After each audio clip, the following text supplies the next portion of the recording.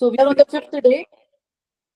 So we are on the fifth day, or rather, the second last day of this program, witnessing really amazing speakers adding life to the entire program. So once again, I welcome you all to Atal Online 6-Day Faculty Development Program 24-25 from 17th February to 22nd February 2025, titled Harnessing AI Technologies for Sustainable Rural Agriculture. So today's first session will be on AI-driven market forecasting and price prediction for agriculture. And this will be delivered by Dr. Altaf Badr. He is an assistant professor at NIT, National Institute of Technology, Warangal, Telangana. Dr. Altaf Badr has completed his BTech from RTMNU in 2001 and his MTech from the same university in 2009. He completed his PhD from VNIT Nagpur in 2015. He also has a diploma in business management. He has published more than 50 papers in international journals and conferences. He has written 9 book chapters and he has 2 books to his credit. He has also contributed articles in different magazines. He has guided around 2 PhD scholars, and currently 3 PhD scholars are pursuing their research under him. He is a senior member in IEEE, life member in ISTE, and a member in IAENG. He has a total experience of 23 years in teaching and industry. He joined NIT Warangal in 2018 and served as a BOS member for RTMNU University as well. He is currently a member of BOS of different engineering colleges. He is editorial member of 2 international journals. He has chaired a number of international conferences and has also organized one Springer-sponsored conference. His research interests include evolutionary optimization techniques, energy management, energy trading, and smart homes. He has also penned a fictional book. I now request, sir, I welcome you, sir, to this Thank you, FDP ma'am. program, and I now request you to kindly continue with your session. Please, sir. Thank you, ma'am. First of all, thanks to all the organizers for inviting me and giving me a chance to share my knowledge.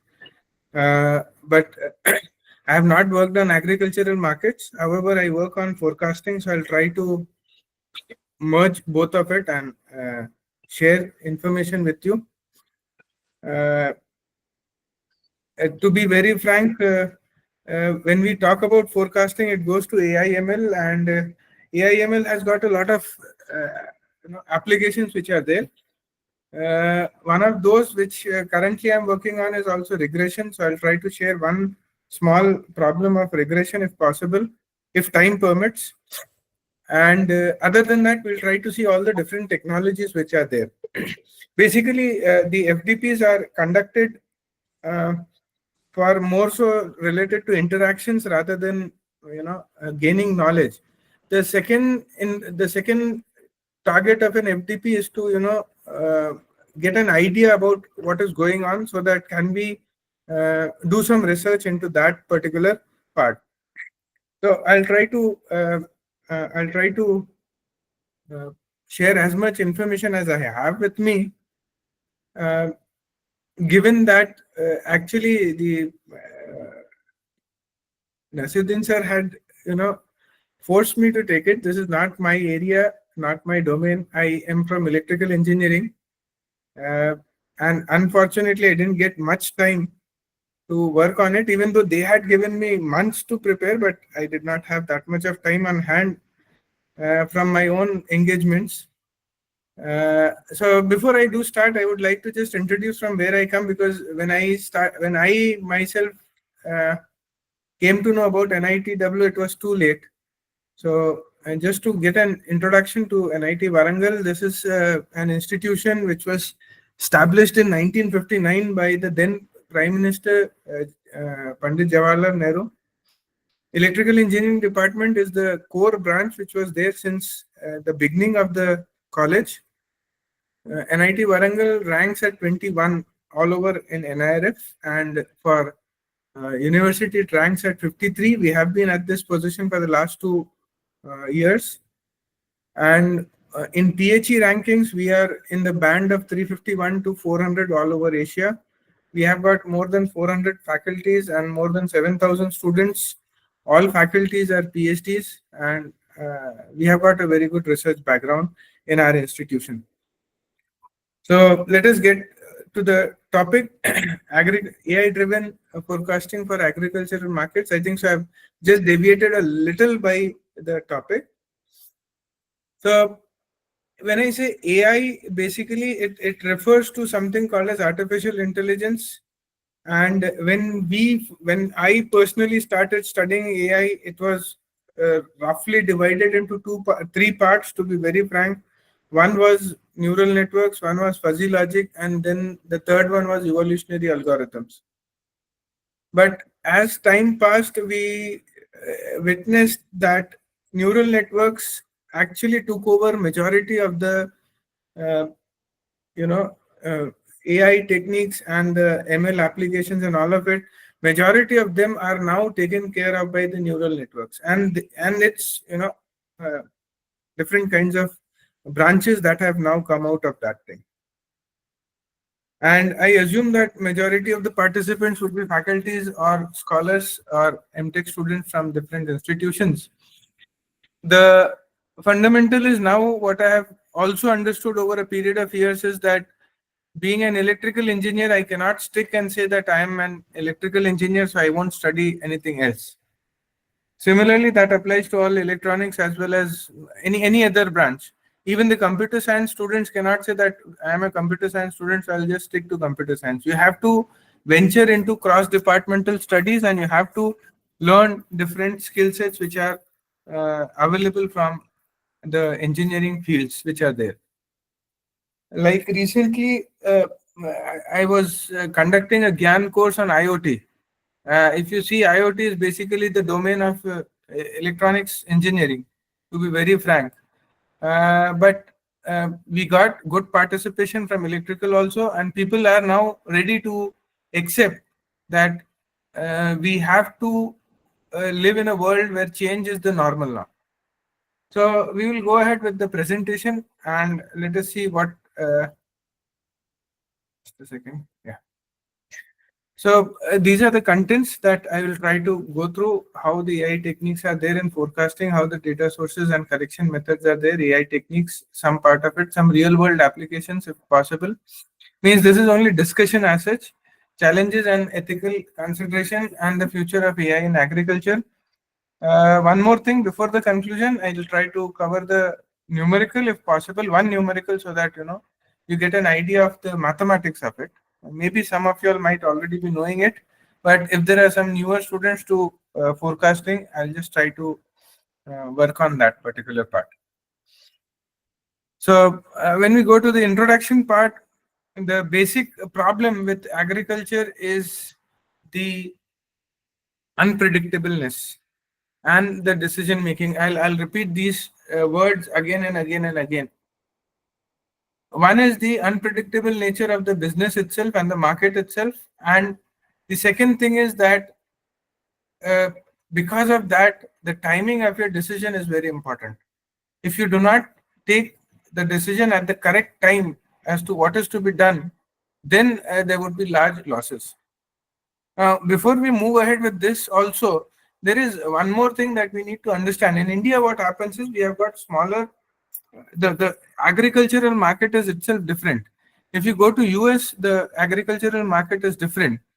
In fact, the farming sector in US itself is different. They have got all mechanized, farm equipments, and they do farming over a huge area. Whereas in India, if you see that the farms themselves are quite small and they are divided, maybe 1 acre, 2 acre, 3 acres, and something like that, or even smaller than that. So ultimately, there is a difference in the markets at different places also. If you go to Nepal and something like that, the market would be further different. It's a hilly region, they produce certain specific kind of things, and their market would be different. So what are the challenges that we come across is, one is the unpredictable climate. More so nowadays, this has become a trend. In February, I don't know what is the condition there, but in February in Warangal, in the morning it is too cold, and by 10 o'clock it appears as if we are having the summer season. So in a single day, we are living two seasons at a time. In the night, it's cold air and cold everything till 10 o'clock in the morning. Then 10 o'clock to evening 10, it's hot season again. So these kinds of things have happened. We have seen things change like anything. The rainy season has been affected like never before. We have seen rains come in a go rather than as a spread out one. This affects the crop, and it is really problematic. So climate change is there to stay, and we have to live with it, and the market has to also live with it. Then the other thing that further goes with it is the unpredictable weather also. The weather can go into an unpredictable region, and many a times some of the crops require certain specific kind of uh, you know conditions to grow and give the fruit and all of it. So that is another problem there. And then the third part again related to climate is the natural disasters that happen. So if we do know that there is a particular trend in which the natural disasters happen, the farmers can be beforehand, they can take precautions and be ready for it. But before I go into this again, the farming sector, when we say agriculture, there have been different. I after I got this topic, I went through a lot of references, and what I understood is agriculture is a huge area to be studied into. Usually, 99% would refer to the normal, farming crops that we have, but in some of the cases, they also talk about orchards and the fruit, farms also, which may be there. But anyways, we'll stick to we'll stick to AI more so, because anyhow, if there is a climate change or a change in the prediction, it will affect the crops as well as the fruit trees in a similar way. So after I have shifted here to NIT Warangal, I have observed one thing. Usually in December, what happens is there is a cyclone that will come on the eastern side of India. Either it will be in Tamil Nadu or Andhra Pradesh or Odisha or Bengal. And it affects here also in Warangal because we get a lot of rains for 1 week or something like that. And this has happened not once, but a couple of times that I have observed that around in the beginning of December, this thing happens. So if we have an idea that such kind of seasonal change is happening, and because of that, some natural disasters are going to come, like cyclone or something like that, it is easier for us to take precautions beforehand. Like even if you go to US, you have got a lot of tornadoes which will come in. If you know the season and time and all of it, you can take precaution, from these natural disasters. In fact, there were this Californian fires recently which damaged a lot of property, and it was observed that this was also because of climate change. As far as I could gather the information, it was because of climate change, but it could have been, predicted at least beforehand. And some of them had already predicted this beforehand, but it appears like people did not take it into consideration. So this thing has to be again, prediction of natural disasters is also one of the important things. We should be in a position to understand when a cyclone comes, how it is going to affect, what would be the range of it, what would be the severity of these natural disasters. The second thing that is important is again the fluctuating demand. So not only the demand is fluctuating, but the supply also fluctuates. So basically, it's two-way thing. Sometimes there would be more demand and less supply. Sometimes the supply is more, the demand is less. And this happens because of the usual global market trends also. Nowadays, because of the opening up of the borders for trade, basically, we can get a lot of things from other countries easily. And we can also supply them food easily. So because of the global market trends also, the demand fluctuates and the supply also fluctuates. So this goes into the economics part. And if the demand and supply are fluctuating, it is but obvious that the prices are going to be volatile in nature. And the prices are having a volatility, For the consumer, it may be good, it may be bad, but for farmers, it is never good. It affects their output. You can say at one time they may be earning a lot more than what they used to earn, and at some other time, because of price going down, they may earn less. But if you analyze it, this is not good for them. A steady income is always preferable. Under normal circumstances, it is always preferable that you have a steady rising income, to be very frank. So the thing is, like, this price volatility affects the farmers, it also affects the consumers alike, but more so it will affect the farmers, especially in countries like India, where the farmers are not, running it like an industry. They have got small farms. If their crop is good also, but the price is not good enough, they will not be able to take money. And if that happens, if the farmers are not able to earn money, it would have a drastic effect on the overall agricultural market also, on and on. And then we go to the last part, that is the decision-making tools in agriculture, where we will come in and we should come in and help the farmers and the government in any ways that is possible. So basically, you have got, we will try to see what kind of decision-making tools means what kind of methods can be employed to create these decision-making tools in agriculture. So what is the role of forecasting in agriculture? Where am I going to apply it? I may take some time here, but this is important. The first one is to optimize the crop production. Ultimately, I assume that majority of you all would have studied optimization also. But this kind of an optimization is a different case altogether, where actually what happens is that we are trying to optimize based on forecasting capabilities. We are trying to optimize the crop production based on our forecasting capabilities.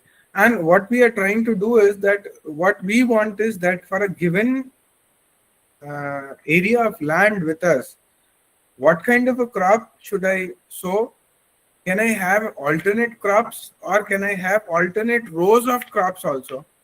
Nowadays, that has also happened. They create complementary farming as well. So in the single area of the farm, they'll reap a number of crops together. So whether I should go for a single crop, whether I should go for multiple crops in the given area, what should be the time of sowing, and in the second round, should I change my crop or not? And all these things will come into the forecasting. And along with that, we will also use this information of forecasting into optimization of the crop production. Along with, obviously, as I said earlier in the previous slide, the weather is also to be taken into consideration. Another part to this is resource allocation also. This has come a big way in now the research area also.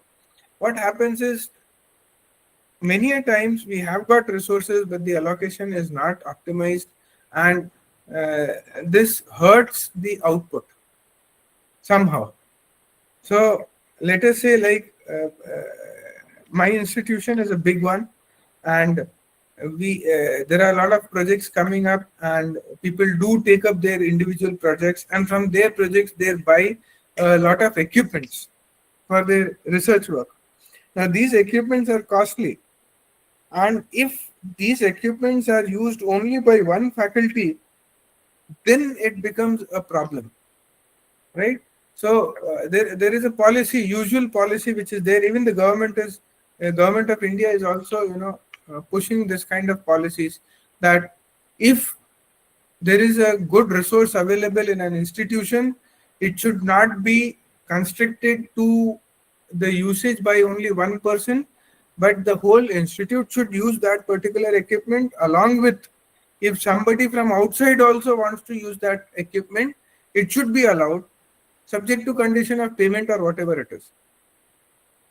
Now, here what happens is that the resources available with us, and we are then utilizing it to the maximum possible limit. Otherwise, if you see that you have got some resources available, such a kind of an equipment like 3D printer is there, but it is there somewhere in the lab, and only one person uses it, nobody else is allowed to use it. So that is a wastage of resource allocation. So that same thing also happens with the farming sector also. They have got equipments which are there, but those equipments may not be used. They may be having some information also, but not being used. So we use AI models and forecasting to allocate these resources also. Specifically, if the forecasting is good, I can understand what would be required when. Then forecasting is going to help me with the pricing strategies. How? It's a very simple thing. If I am able to predict the supply and demand fluctuations in a better way, I'll be also in a position to go for pricing strategies. So if you see here in 2 points itself, we see that in one case I'm trying to forecast weather and type of crop that I should sow and all of it. In the second one, I'm forecasting it for agriculture only, but this time it is about the market. What kind of a supply am I expecting in the coming days? What kind of a demand would be there? And this would be based not with the local part, but we will also have to consider it at national level as well as the global level to see the effect of how the supply demand fluctuation is going to affect my output. In fact, I can also take it back to the first point. If I know that after 6 months there would be a huge demand for soya bean or something like that, I will start farming for soya bean, right? And there are cash crops also nowadays, so I can go for cash crop farming as well. If I know that this thing is going to come up and I may be in a position to extract more profit, I would be using this kind of a strategy through the forecasting. So when we say pricing strategy, again here, ultimately when you go to markets, it is whether it is any kind of markets, you have to place your product. So if you are placing your product, you also have to see that your product sells and you make a profit. So there are different methodologies in which this pricing strategy comes up. If you go online and you search for game theory also, there are ways through which you can price your product and you can place it into the market for better output ultimately. So we can utilize again whatever I am speaking about more so is not about agriculture, but how I can utilize my AI information and AI knowledge to get more profits rather than just going by the old method of, yes, it is March, I should do this, April I'll do this, May I'll do this, and I'll go to in June maybe I'll go to the market and sell it. This old methodology is not going to help me in a big way, right?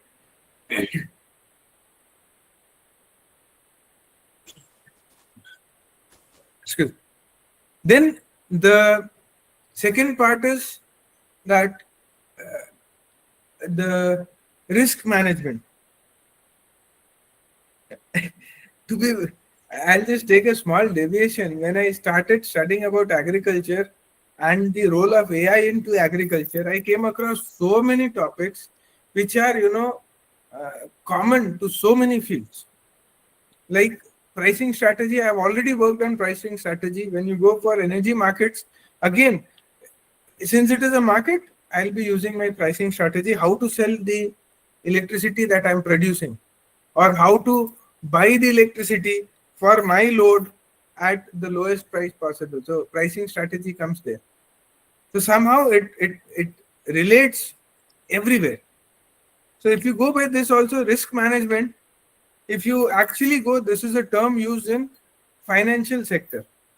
And risk management also extrapolates to something called as portfolio management. I have got a publication on portfolio management also, in which I used evolutionary algorithm with some commerce faculty to, get an output there. And we were able to create a portfolio there. So portfolio again has got a part in it that is called as risk management. So let us just again deviate so that, I assume that since everybody may be from electronics and may not have a good idea about agriculture, at least we can understand some of the terms which are related to the energy markets. So if I talk about portfolio management, if a person is earning X amount of money in a month, he or she usually tries to divide it into different categories. One of it would be savings, obviously. Some would go for compulsory, costing like grocery, medicines, this, that, everything, contingency. You'll put some money into it. But some part, maybe let us say 15% of that X, we put it into savings. Now, when I say 15% of X is put into savings, where am I putting those savings also is very important. If I keep on investing in only one kind of a, sector, I may suffer huge losses at a particular time in my investment history. So what usually happens is that we try to diversify our portfolio. And when you diversify your portfolio, you may put some amount into gold, you may put some amount into mutual funds, some into land, and so on and so forth. There are so many places where you can invest. But when you start investing, risk management, if you are putting more and more into something like shares, which may be volatile in nature but may give you good returns also, then it goes into risk factor will come in. So even if you go to some of the portfolio management companies and you put in that I'm investing this much here, this much here, this much here, they will exactly tell you what is your risk factor in your investment. Similarly, when I am working in agriculture, risks are more important, and these risks will be present in every cycle of the crop. So if I'm able to forecast it properly, I'll be able to manage my risks. If I know how much of rainfall to expect, what temperature to expect in the coming 2-3 months, I can easily decide when to go for that particular crop or what kind of crop should I go for. So, decision making plays a very important role. That is where I started with. You need to optimize your crop production. You need to also go for prediction of fluctuations in supply demand to go for better pricing strategy. And then you have to also manage the risks also. You cannot take risk every time because you are in a market, you have to earn money as well. So, you have to assess the risks related to weather or maybe some, diseases spreading across in some farms for the crops. You need to take care for it. Maybe some pests may also be there. So all these kinds of things have to be taken into consideration before you decide to go for a particular crop. Because if you fail here, ultimately your, next cycle of income depends on your output of the crop. And then the last thing is food security. This is very important.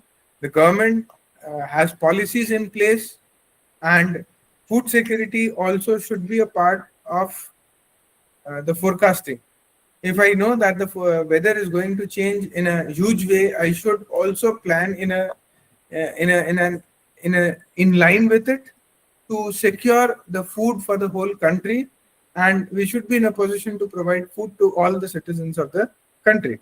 So ultimately, not only food security would be there, but also the policy planning and the implementation by the government will also be helpful. It would be helpful to the government to design policies and all of it related to the agriculture based on the forecasting inputs that they have. So how do we implement it? It's a very simple thing.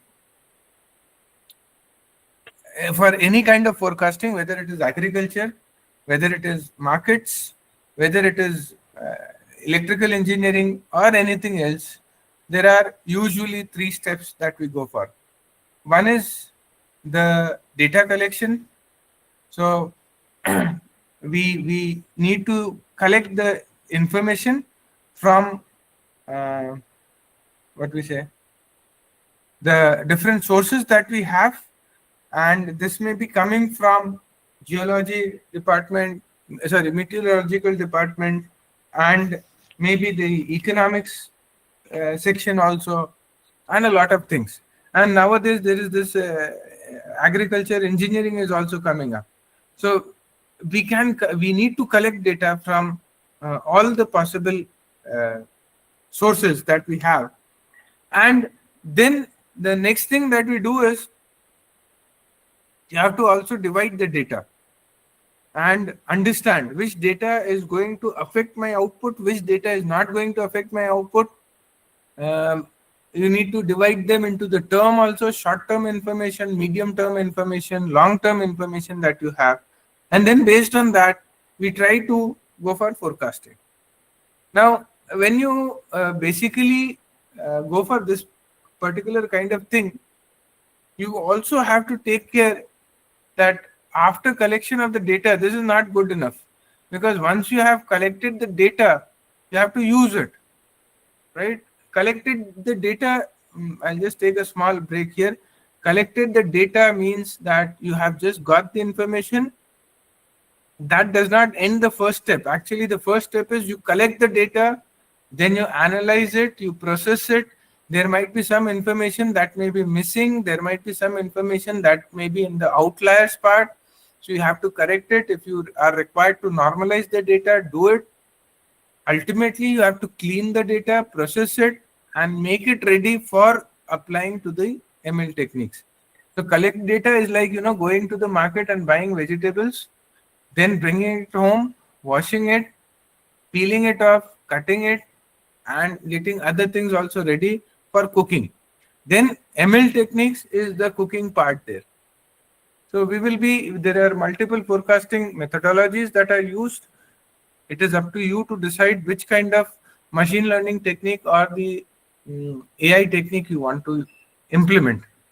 But usually whenever we go for any kind of AI and ML techniques, you need to remember one thing very clearly. You don't just implement it because you know it. Whenever you implement any kind of AI ML technique, whether it is agriculture, whether it is electronics, whether it is electrical, whether it is markets, whatever it may be, you don't just implement a particular technique, a machine learning technique, because you have a good idea about that technique. You have to decide which ML technique to use based on the literature that you have, based on the characteristic of those ML techniques, and to understand which ML technique is going to work best for me and give me the best results, right? And this will also be dependent on what kind of forecasting you are doing, what is the term for which you are doing the forecasting, what kind of input data do you have, what are the dimensions of input data. There are many things which will come into the play. And then finally, after you have done your ML techniques and applied it and got the forecasting results, then you have to analyze the results, and then those results will be applied into the decision making part. So after that, you go into the decision making process of which method you want to use, and which crop you want to go for, whether whether cash crop, this, that, whatever it is. So you go with the decision making after that. So when we go for AI in agriculture, basically one of the reasons that we use is, actually one more thing, I'll just go back for this part, is collect data. I just missed out one thing. You also need IoT and all of it to collect the information. So nowadays there is a term called as precision farming. If you just go online and check precision farming using IoT, where in IoT what happens is you just sit in your home and you can control the farming process. You check the moisture in the soil and you start the water and all of it. All these things are there. This is an IoT application for precise farming. But along with this, since you're collecting the information through the sensors also, that is also one kind of information that you can collect and utilize it for forecasting purposes. So you can exactly tell on which date how much of water would be required. let us go to the next part of it. That is why AI is so much important for us. See, earlier also people used to have certain methodologies to predict when the water is going to come, and depending on the shadow and depending on the weather and all of it. Like in India, we have got festivals to mark the change in weather also. So those were simple ways to find out when to, start your crop farming, when to end it, and what to do. Everything was known, and it was very simple to do earlier. But now with the competition increasing and the change in weather also happening and a lot of other factors coming in, plus there are some crops which now give a yield faster than the other ones, so you can have more cycles for those crops. So with all those things coming in, it is important that we move in with AI and see its application into the agriculture sector also. The other part of it is, if you also have, on the other hand, I recently conducted a GAN course on IoT and predictive control, and I had a conversation with one of the faculties who had come from a faraway place, and we were talking, and he said that, sir, AI is very helpful in all the places, but don't you think that AI is also going to harm us? I said, yes, there are 100% chances that the AI may also harm us. There is obviously a chance with that. So he said, why don't we go for some kind of restrictions in AI? And if you just think about it, if you go for restrictions, we may be at more at the receiving end rather than at the gaining part. So AI is here to stay, and we have to accept the change and integrate it with us. So basically, if I see here, AI will, number one, obviously help me in enhancing my efficiency. If it is not, I will not use it. Or otherwise, it is very clear that the AI usage that I am doing is not proper. In fact, I also think there are many faculties who may be listening to me right now. AI is there for teachers also. If you are not using it, or even if you are using it and it is not helping you, then you are not applying it to proper use. So ultimately, the thing is, it will enhance the efficiency, it will enhance the productivity, but the thing is that is required is it has to be put through proper use. You cannot just say, as I said in the previous slide also, that just because I know that this ML technique is there, I'll use it. It may not work in that way. It may really not work in that way. It may in fact turn to be harmful. Half knowledge is more harmful. And if you just use some method and it gives you some result and you go by that and the results are not good, it may actually go for harming you in a big way. So we assume, before we say that AI is going to enhance the efficiency and productivity, we assume that we are using it in a proper way. If you also look into this, it will also reduce the manual workload. Individual people who are working on the field, maybe they may also have lesser workload in the field. Then the next thing is reduced manpower obviously would be there, because you know what is to be done where. So many a times what happens is this, as far as my information goes, these people will hire daily wage workers at certain time in the year. So if you have hired it but they are not being used, it is ultimately a wastage of money. So if I have got a good AI model with me, I can exactly know how many people would be required and when would they be required. So I'll just ask them to come on that day, and the number would be also optimized so that my money is saved. The third part is real-time insights. Yes, forecasting is two ways. One, I forecast it on a long term and then I sit down and I start forecasting. The second one is the continuous kind of forecasting. So if I want real-time insights, I can go with real-time forecasting of it. This will not only improve my crop yield, because I would be also observing the crops on a regular basis. It will also minimize the wastage in the system. So I can give you more examples in electrical for forecasting, because we usually go for like load forecasting. So load forecasting is of three types. One is short term, medium term, long term. Long term, once you've done, you don't do long term forecasting every day.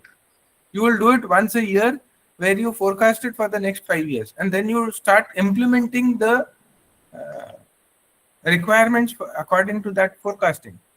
But when I say short-term forecasting, the short-term forecasting can be for the next 15 minutes of power requirement also. So it depends on what kind of forecasting is there in agriculture, and I can utilize this information for my real-time insights also. And then, as I said, optimized outputs, obviously we have discussed this thing, and it will mitigate the climate-related risks and obviously help in decision making. When I say decision making here, we are taking it as the full agriculture. So farmers, not only the farmers would be benefited based on the forecasting for decision making, but also the traders in between, and the end consumer, the policy makers, and all of them will also be benefited, right? And then why traditional versus AI? So usually the traditional methods, actually, to be very frank, there were no methods traditionally. They just went by some age-old methodologies, and they were those age-old methodologies were very good, I would say, perfect in fact. But the issue is now with the climate change, those things do not stand. With the change in many of the other things also, it may not stand the changes. So even if we don't go by that, the traditional normal methods were statistical models, manual observations, as I said, and some kind of expert analysis where a person comes up from background of agriculture and tells you that you do this, and you go by that particular methodology, right? Then when we go by AI based methods, as I said, this forecasting can be done on multiple areas, and this forecasting can also be used for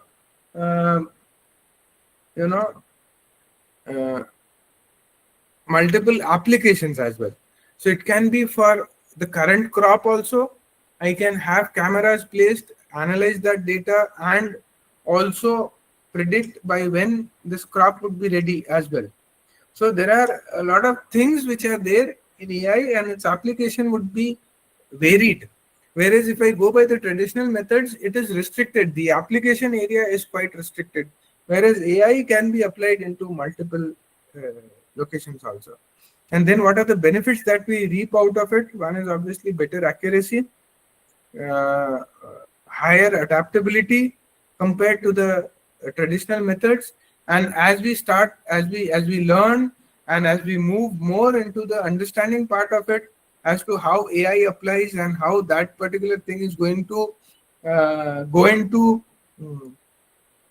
the real-time application, we would be also looking with higher efficiency, robust models to get out of the to make an impact onto the agricultural business. So what kind of benefits come up for farmers? One is better. I just took some of the points there. These are not all of them. These are only some of them, because farmers would be really benefited like anything. So one is optimized resource allocation, better yield that you will get, the crop output would be higher, and the risk would be reduced, right? But then again, we need to understand, I have repeated this thing earlier also, from area to area, the application of AI will change. From area to area, the forecasting part, efficiency, and all of it will change. It will take a time for us to develop robust models locally. So that also I'll try to touch up how customized models are also required. You cannot just say that I have developed this model, so we implement it, right? Then for agricultural business, there's another part to it, that is the supply chain management. This is really a very important thing. Are you able to supply the demand on time or not? So supply chain management is a huge business in itself, And this can be done only if we have got a very good AI model in place, where not only are we forecasting, but we are also tracking, we are also analyzing the process all together from time to time, and continuously predicting and managing the thing. So this is a really big area where AI can impact the agribusiness as well. And then price prediction, we have already discussed how price prediction will help. This will go into the business. It will obviously affect the farmers, but agribusinesses would be more into that to find out how the price prediction works for a particular crop. And lastly is the profitability.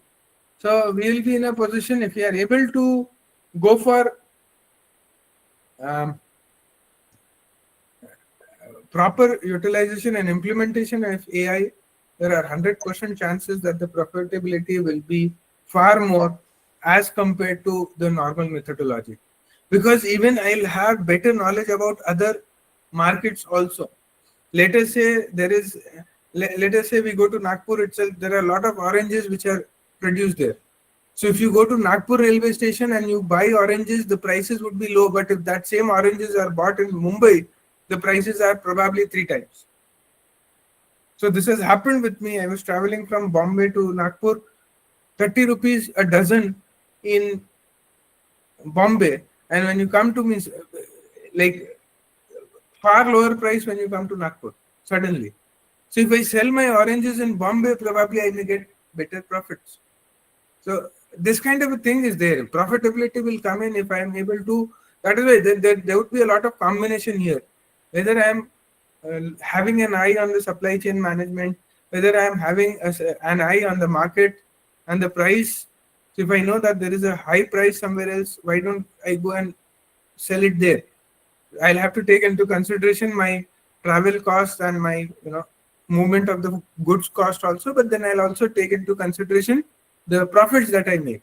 So there are chances that I can get better benefits in that. And then you have got better food prices, more stable food prices, because even though the farmer should be benefited, agreed, but the consumer should have non-inflated food prices to the extent possible, along with food security. So that can again happen if we go by proper prediction and forecasting of it.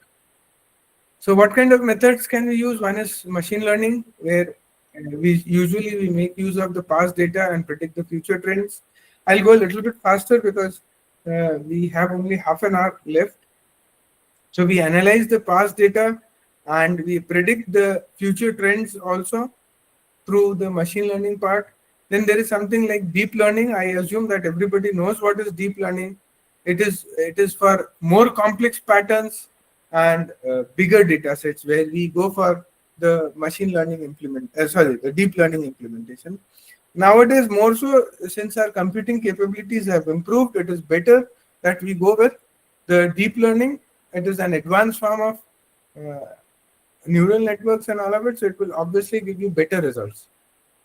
Then the third one is the time series analysis. This is used for predicting market performance, weather trends, and other things as well. But in time series analysis, this is like regression, where we try to relate parameters with each other and with time as well to predict what is going to happen in future.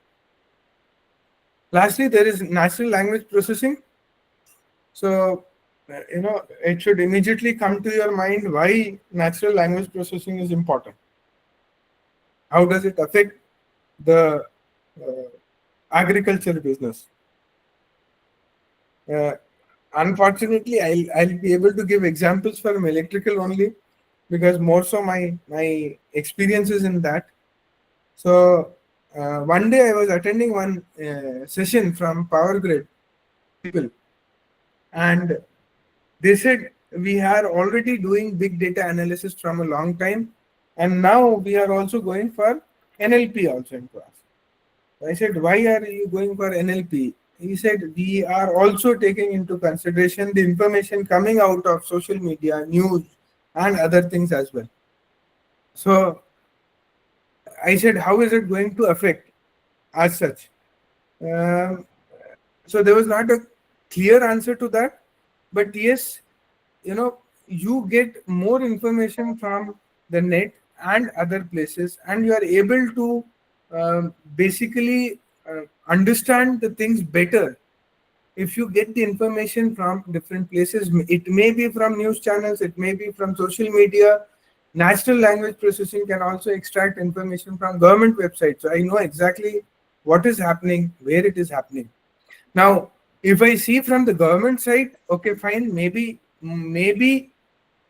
not that much useful. But if I look at it as a farmer or an agri-business, it really affects me, because I'll be able to see the inflation, I'll be able to judge it for different places, and not only going by the actual data that is in my hand, but I can also take the feedback, normal feedback from the people who are on the ground. I can track them, I can take the information from them also.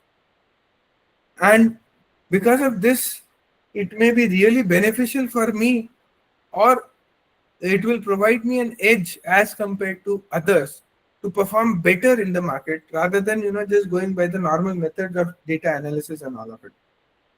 And one more thing is, this natural language processing also utilizes some models, like as far as I do know, like LLM and all of it. So these models also make use of the logic of, if this has happened, what is the probability of this thing happening? So it's like, related probability, where if a particular event has happened, what are the probabilities of this event now happening? So like, if I can see the black clouds in the sky, what is the probability of rains coming? Or if I do not see the black clouds, what is the probability of the rain coming? In both the cases, the probability would differ. And if I just say, what is the probability of rain coming right now? If you see in this way, the output would be different. There are three probabilities I'm talking about. One probability where I say, what is the probability of rain coming right now? So it will depend on multiple factors, and the probability value would be a little bit different. When I say that I'm not able to see black clouds in the sky, what is the probability of rain coming? Suddenly the probability would differ from the first one, because I am taking into consideration one event, that the sky is clear. On the other hand, if I say that I can see black clouds in the sky, what is the probability of rain coming? Suddenly the probability changes. So this kind of things affect a lot into your prediction and forecasting as well, especially the low level of forecast. So decision making would be affected because of this. We would be going into, I'm sorry because of that spelling, it is strategic development, strategies development, sorry. So in decision making, it is going to help me a lot, and I will be able to make accurate predictions based on AI. Strategies development would be help, and I would be having an early warning system in place so that I'm able to work properly and efficiently. So how do we go ahead? One is, more adoption is required. Just by saying and running some session and saying AI is very good for farming and we should use it and this and that, it will actually not see, nothing is going to happen on the ground. Maybe some of the participants may get interested into this area and they may research something and they may get some publications on this area, but on the ground, what will happen? Not much of a difference would be visible there. So we need to go for some kind of an increased adoption for AI powered decision support systems, but there would be opposition to this from the farmers, especially those farmers who have been doing this for a long time and they know the tips and tricks of the system. They know the ins and outs of the system. They would obviously, oppose adoption of AI power system, especially like, we had COVID, we were forced to take online, but there were still some persons and some people who would oppose online things. But as we adopted this online, now we are conducting FDPs online, right? So a totally different thing which we never ever thought about before COVID. And now this is an everyday thing. Not only for FDP, we are using it for meeting, we are using it for giving assignments to take the feedback from the people and to monitor my projects and all of it. We are using Google Meet to a quite big extent. So adoption will happen, but it will happen in a slower way. We need to show the benefits of it. Then integration of AI, I have specifically mentioned blockchain.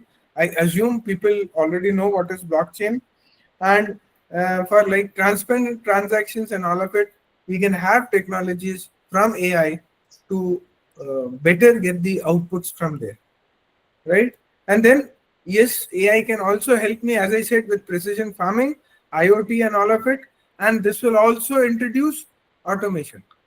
So if the moisture level goes down in the field, I can turn it on, or even I need not turn it on. There would be AI systems, AI-driven, data-driven systems, which will automatically turn on those,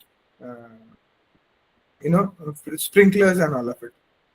And then lastly, AI should also help collaborations between government, private sectors, small farmers, agri-businesses, and all of it, so that collaboration means not direct collaborations maybe, but government can promote these kinds of initiatives. The private sector should take the lead, develop solutions, give it to the farmers, and help them, go ahead with this thing. So AI for forecasting, basically, how it is used and where it is used, I'll try to just go by it in a faster way. Number one, it is used for identifying patterns for the historical data. If you are very good with the AI techniques, you already know that how this thing works. Then we go for prediction of the future trends in that and identify the crops. I have already discussed majority of the things here, so I'll just go a little bit faster from here. So I'll try to identify the crops which I want to sow, and then strategize my market pricing, strategize my market timing also. At what time am I going to bring my crop into the market? And also collaborate between AI companies, farmers, or AI to AI, farmers to farmers. Different kind of collaborations can be brought into place for better outputs, right? Then what are different types of machine learning things? One is supervised learning, one is unsupervised learning, one is reinforcement learning. I was actually planning to take a full session on this thing, but then I found more material on agriculture, so I just stuck to that part. In supervised, basically, I know there is a labelized data, I know the input, I know the output, and there are certain methods through which we work on this. Usually prediction and all of it will go into the supervised learning.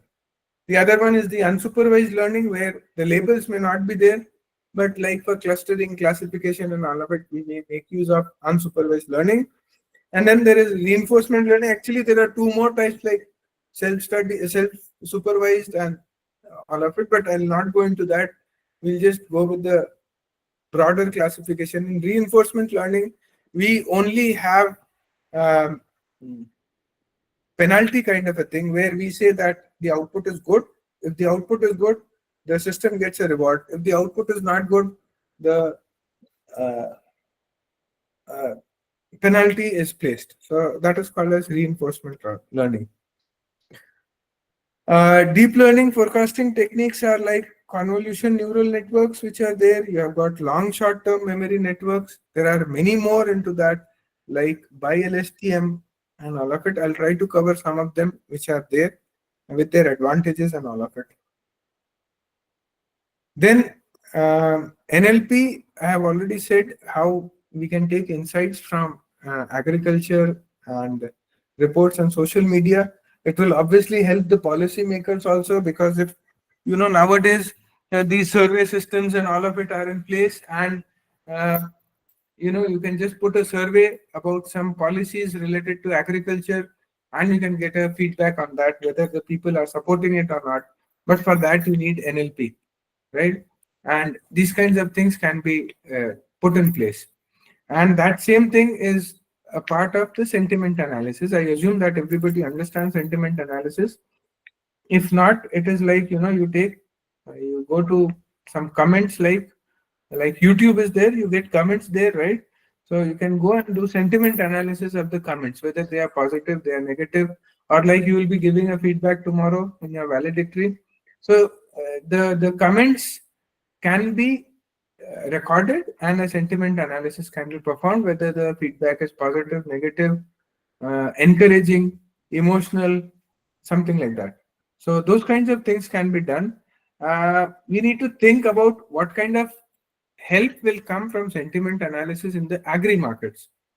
So usually, if you go and search online, like, should I buy a share of XYZ company, and you analyze the whole internet, based on that, you can easily tell whether you should buy this stock or you should not do it. This is what we know. Similarly, I can go for agri market also and understand what is the situation of the market through NLP analysis and sentiment analysis, understanding whether I should, let us say I'm farming for onions. So is this the correct time to bring onions in the market or not? Should I wait for 2-3 days? What I can do is I'll not ask this question. In fact, I'll go and perform a sentiment analysis related to onion market today. And based on that, I'll be able to understand whether the onion should be brought into the market today or not. If I have a holding period of 2-3 days, can I keep it with me for 2-3 days or not? Right? So these kinds of things can be implemented there. Then there are regression models. I have specifically written price prediction. There are many other things on which the regression model can be implemented and can be applied to. There are different kinds of regression models like linear, polynomial, curvilinear, and many more, in fact. So, what are the factors which are there for prediction? Maybe demand, supply, climate, economic indicators.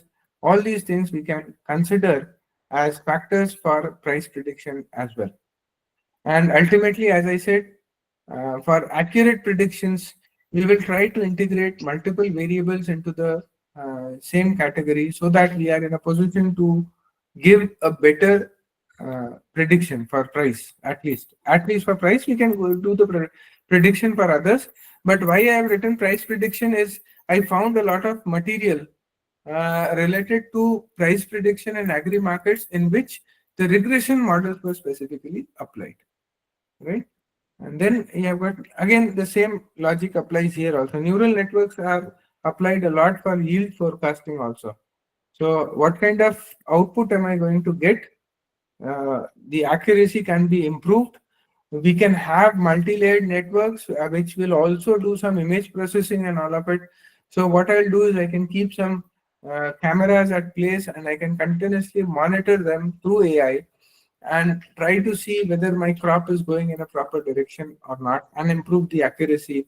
If there is some pesticide sprinkling required, water sprinkling required, or anything else that is required, I can do it based on the continuous input that I get. So basically, the feature selection and hyperparameter tuning is also applied in neural networks for enhancing the model performance. And we have got also for yield estimation, we can also go for climate-based models. So that can also help me better my yield estimation. Then this is another kind of ML technique which is there. One is it is basically related to each other, the random forest and all of it. So these are like the decision trees is a structured decision making process which is there in place.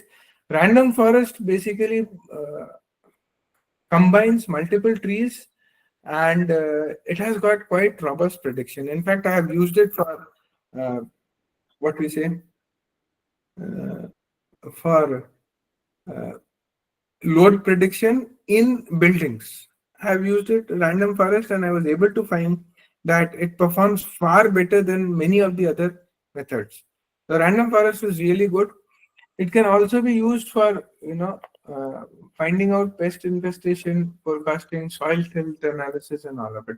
These are all required before you go into, soil health is continuously to be monitored, because if you do not have it, then there are methods of enriching the soil also.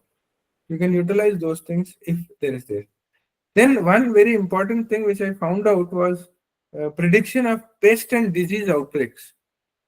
This was really a good topic which I found out. We can make use of image identification, image recognition, and checkout, as I have been telling in the previous slides also, to find out whether there is pest infection happening in my crops or not. And we can utilize this for alerting the farmers for potential threats, whether it's a pest outbreak or whether it is a disease outbreak. And if early detection happens, the losses can be minimized. It can be isolated. The crops which are showing pest infection or disease outbreak, they can be removed. They can be isolated from the system so that it does not spread. And it will help yield, get a better yield. Not only a better yield, but the crop health will also increase and the crop output will also increase. So this is also a very good aspect of forecasting into the agribusiness. Then you have got crop health monitoring. Again, image processing is used here also, as I said, but some more advanced techniques are also there, like satellite imaging or drone imagery can be used to get the information. Image processing will always be required. Also, video processing can be applied to some extent in this case. So through this, or in this particular section, what do? Is we try to detect if there are some nutrient deficiencies. As I said, some of the crops may require potassium in the soil, some may require sodium in the soil, some may require a particular combination. You need to check for the nutrient deficiencies and all of it. If there are some irrigation related issues or disease outbreak also, you can just check it out. Then you have got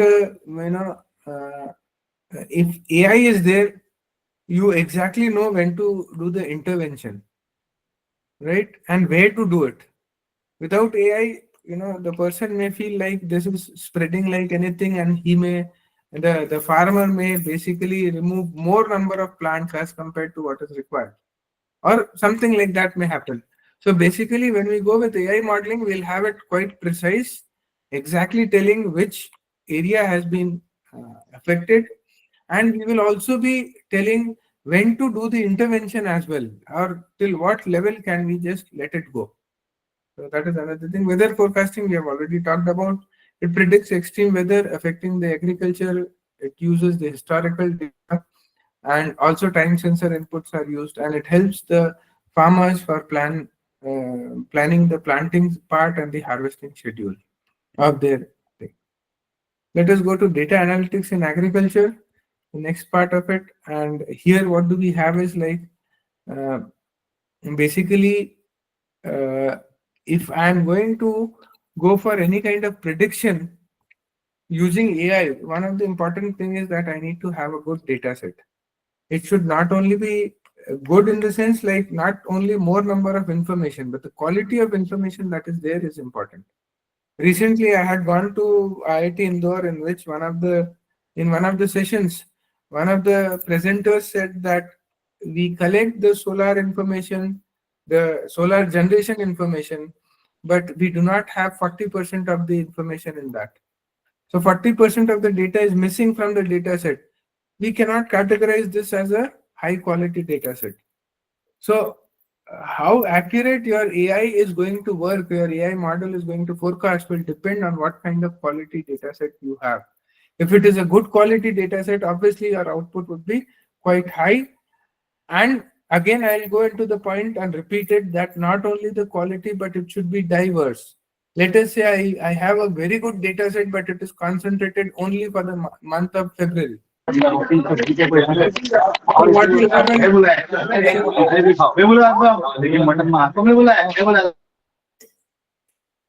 So what will happen if you go to the month of June or March?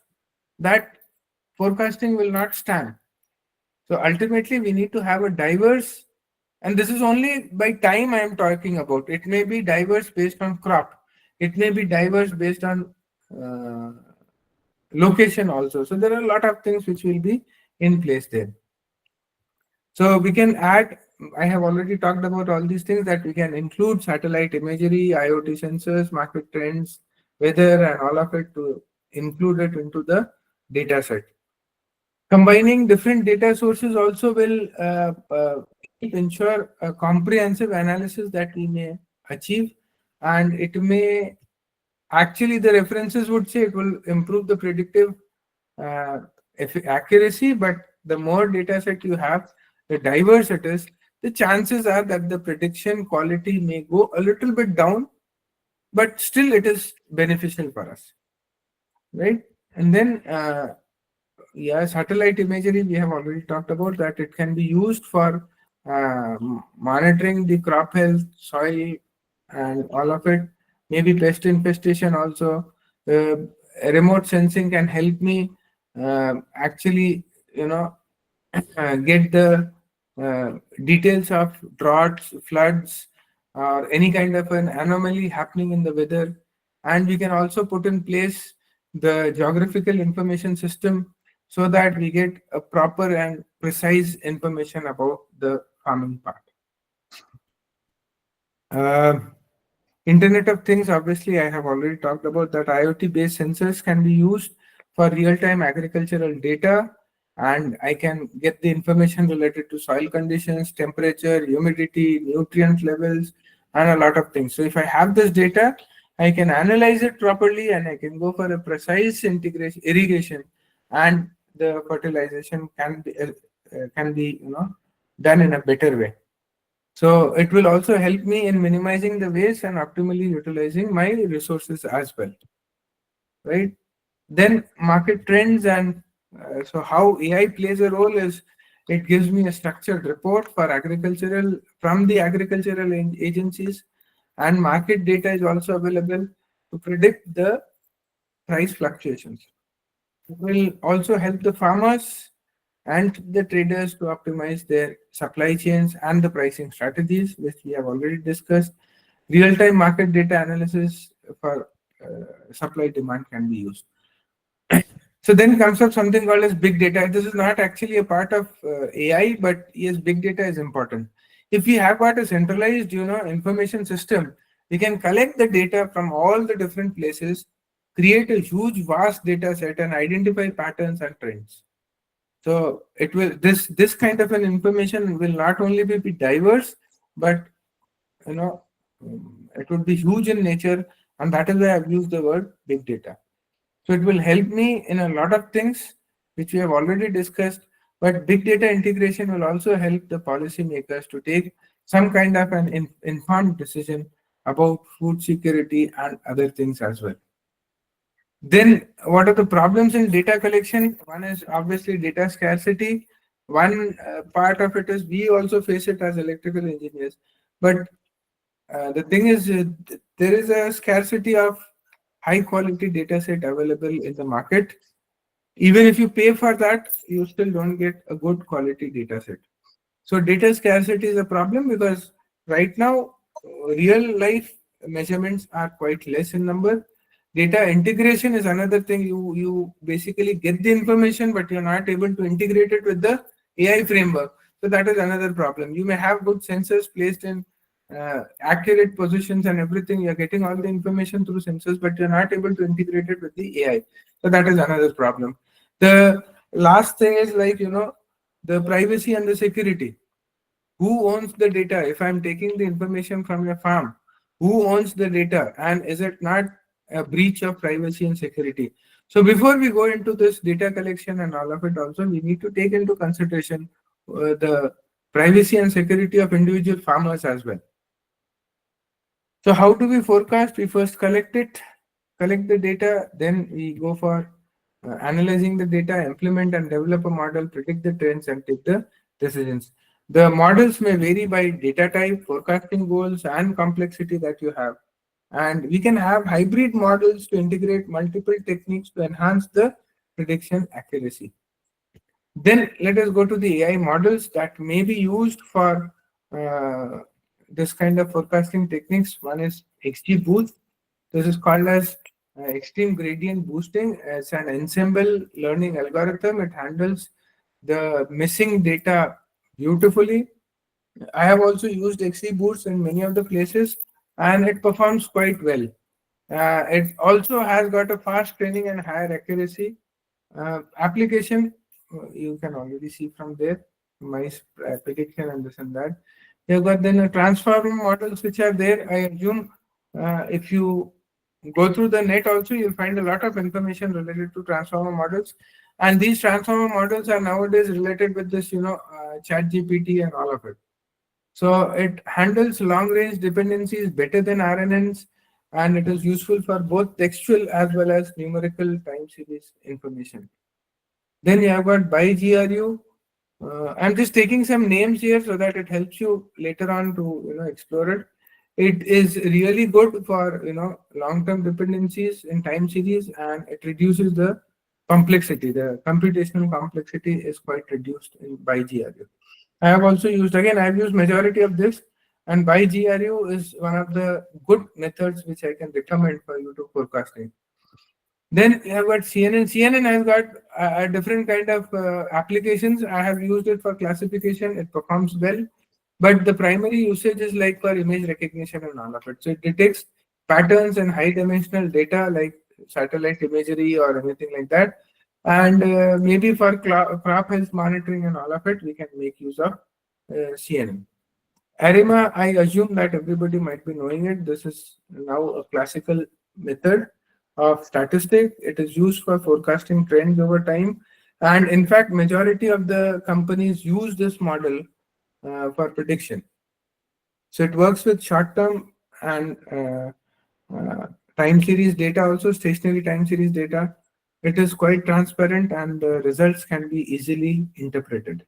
Applications I'm not reading because you can always read it from your side. So LSTM has got another version called as ByLSTM.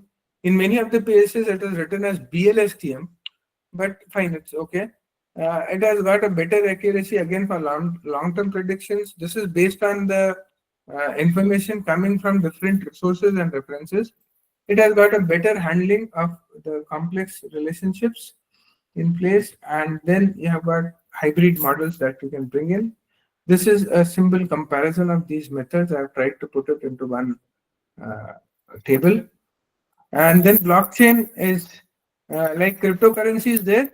Agri-businesses can also have blockchain in place to ensure fair pricing and secure transactions.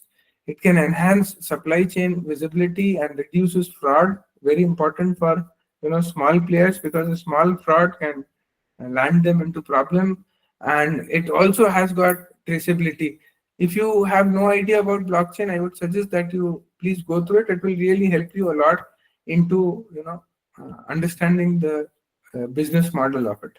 Even the cryptos which are there in place are basically working on blockchain models only. Then there can be tailor-made AI models also to cater to specific farm needs.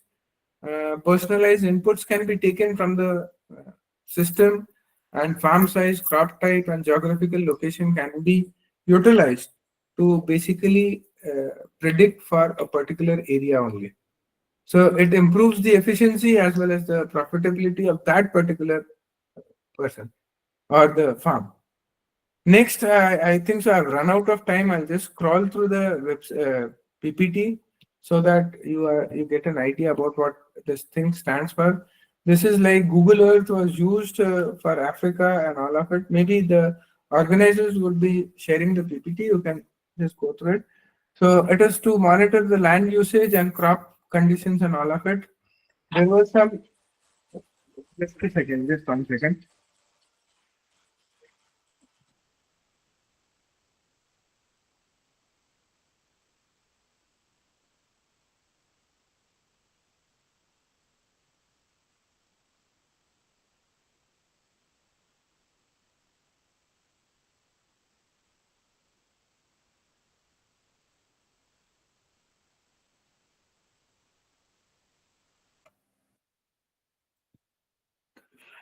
Yeah, sorry. So it was used in Africa, and one of the things where I saw, I'm not sure about the case studies. I'm not 100% sure about it. There were some blockchain applications in Brazil. I just got some references from different places, but these are not verified case studies, so I cannot confirm that it is like that itself. Then, yeah, startups are there. These kinds of startups are there in place to help implement AI into places. Challenges and ethical considerations. One is data privacy and security concern, which I've already talked about. Data ownership and security is a really important task. The farmers can lose, their data to corporations and other things, and the corporations can take benefit from this information. So we need to take care for these things. And then you have got biases in decision making also. AI models can have some inherent biases based on the training data and the algorithm. So I had already talked about this thing. Yeah, if your data sets are better, you can always have good results. But if your data set is not good, the output can be a little bit challenging. The other thing is um, you need to regularly check out whether it is proper or not. And then in some cases, the problem may lie with the machine learning technique itself. So there might be some biasing that may happen. And yes, this is another thing. The agricultural workers and farmers may not be good at using the technical skills and adapting to the AI.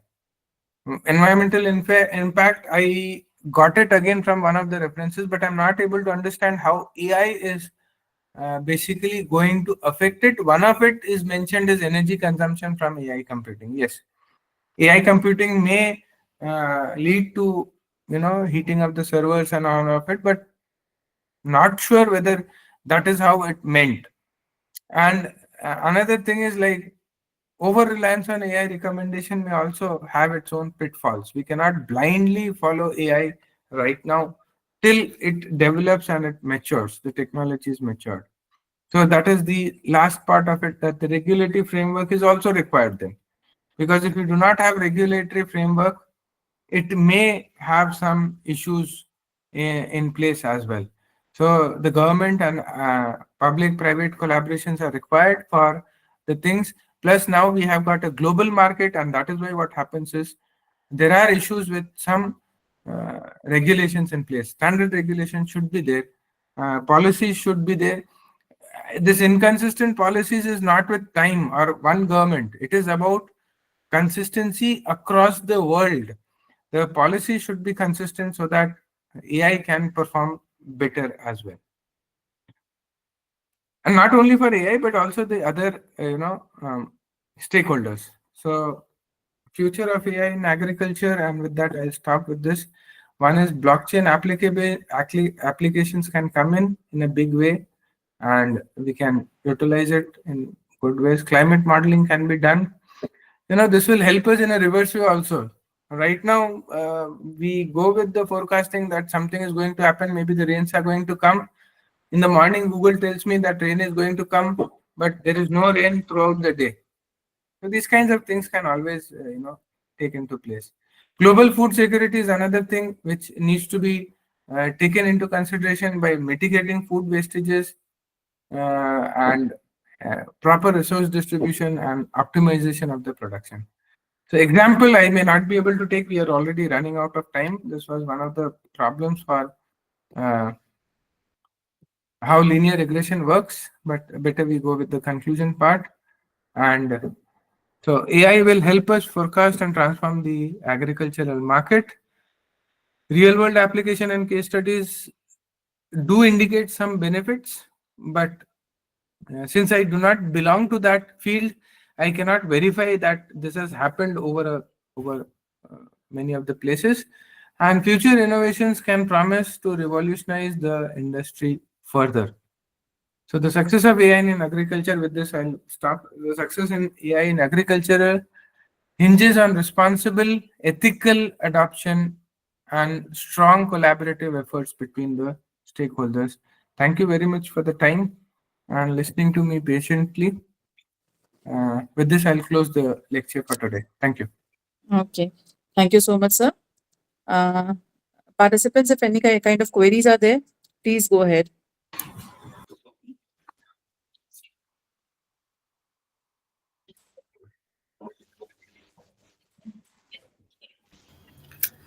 Sir, good evening. Yeah, good evening, sir. Thank you very much, sir. This is a very really nice presentation. Sir, I would like to know, is there any robust process from AI marketing for tendering process? Do you have any points or reflection on this point? Because for agriculture marketing, we need only three parts, like the process reflection, how we are doing the farm. Okay, sir. Second one is quality reflection of the product that Yes. we are going to sell to the market. And the third one is the tendering process, because in agriculture market, we are not selling a small quantity of product. We are selling a huge quantity Right. of product. Right, Right. sir? So, Yes. do you have any reflection on the tendering process? Because process reflection and quality reflection can be done by the image processing or report generation, all those factors. Right, Correct. sir? Exactly. But Exactly. but for tendering process, we are not getting any idea that how we can proceed for that, because e-com platform is a different part, but tendering process is a completely different part. So, do So you have any? in tendering, are you trying to compare it and you're trying to benefit because of your prices, or is there something else there? Sir, actually, for farming products, Like when I go for tendering, is it like bidding kind of thing? yes, yes, sir, yes, sir, Bidding, right? yes, sir. So, Because sir, actually, agriculture market is what? One is farmer, stakeholder is farmer. Second one is warehouse or mandi. Third one is the market customer. Right, sir? okay. Yeah. No, Yes. I'm really not from that background, but I have worked on markets a little bit, not the agricultural, otherwise. So I can Okay. share some So, information that I have from the other markets, which we do okay. work on. So I think I have for not energy worked. market also bidding process is there, right, sir? Correct, correct, exactly, correct, Yes. exactly. So That is do you where have I'm. any? Yes, Yeah. that will be helpful if you will guide us on that. How we Yes. can bidding process can integrate with AI. So basically, one of the very simple methods that is already there in place is called as game theory. Okay. There is a game theory where actually what happens is we um, relate the price, like in energy market, what we can do is how much of power I want to sell at what rate. So Okay. I can sell 100 megawatt at a particular rate, 150 at another rate, and this is my simultaneous bidding. So there is a process through which we implement the game theory into that, and you can find out what are the best chances of you putting a particular amount to your product, Okay. and the quantity also as well. So I Okay. have implemented some of them. If you go to Google Scholar, you may find it. But anyways, if you go to even the YouTube, you'll find how game theory works, and Sir, that that is, is EN theory, right, sir? yeah. Okay. Okay, sir. And then you can also, if you are not good at it, you can also utilize Monte Carlo method to actually uh, kind of simulate a market condition and see how it works. I'm not sure whether Monte Carlo will help you in your situation, but in electricity market, especially if you go for simulation, Monte Carlo method is a little bit helpful also. But game theory is what we usually utilize. And other than that, what we do is we again go by, this is only the first step of it. Then you can go with, you go by the trends also. So Okay. in energy market, like if I'm selling it in the next day, yesterday's information I have. So if I'm selling it the next day, I can utilize that information, kind of forecasting of energy prices. And why to go with the market conditions and all of it? I know that it was sold at this price yesterday. I can sell it at this price today also. So I can go with that kind of pricing also. So there are different aspects to it, depending on the factors of how the pricing was done. Plus, I'll also forecast the demand for tomorrow. If the demand changes tomorrow, the prices will change immediately. Okay. So I can Okay. integrate this thing. I can also have a machine learning thing in place to understand the behavior of my opponents as well, how they bid. Normally, taking all things into consideration, but this will require a lot of information. Data is required. If data is there, I can easily say how a particular person bids and where your opponent tries to put himself in the market. So if you are good at understanding the strategy of the other person, you can take informed decisions easily. So that is sir. also a Okay. possibility. Yeah. Thank you. Okay. Thank you. Thank you.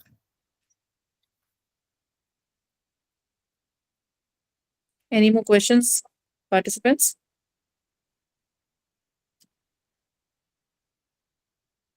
Yes.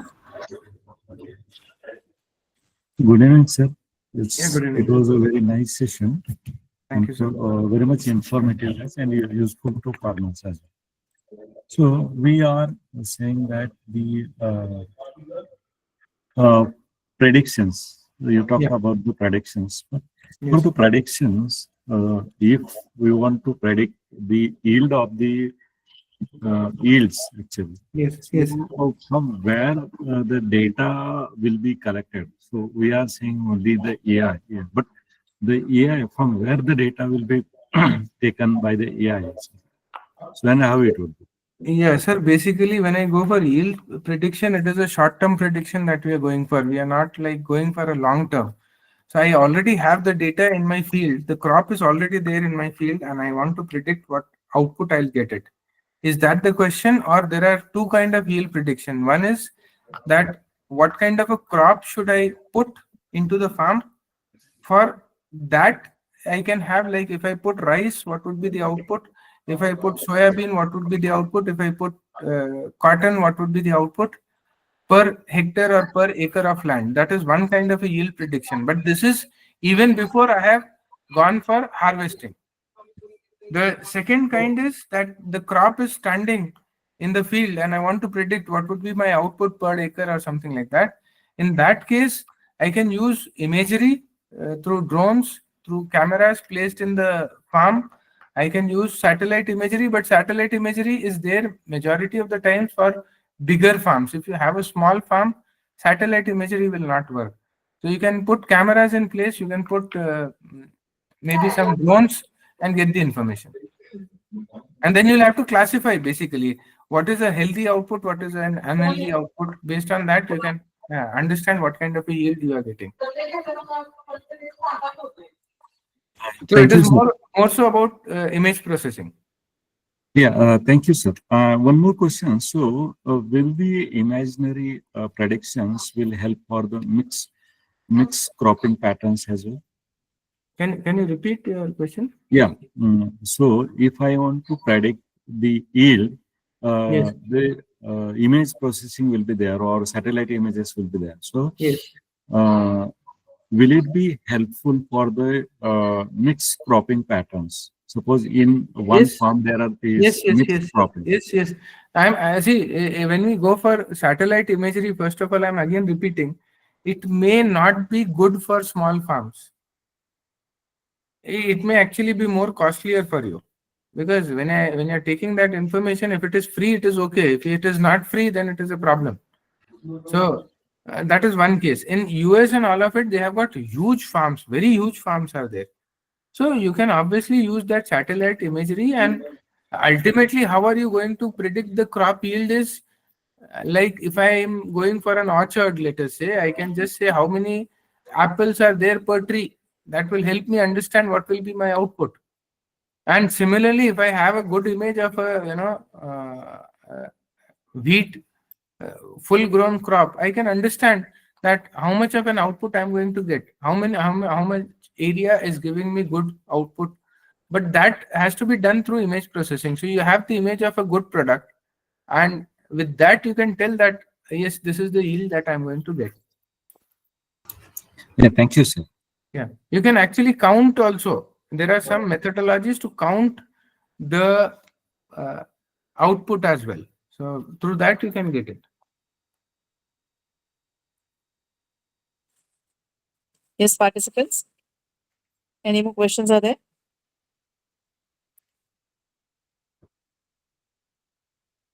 Fine. So thank you, Altaf sir. You have briefly elaborated the role of forecasting and decision making and its effects on market for agriculture. Definitely, sir, your presentation has briefed out to us how AI can be used for price predictions and all. Thank you so much, sir, for an informative session. Thank you, ma'am. Thank you. Thank you very much. So it was a pleasure listening you, sir. Thank you so much. Thank you, ma'am.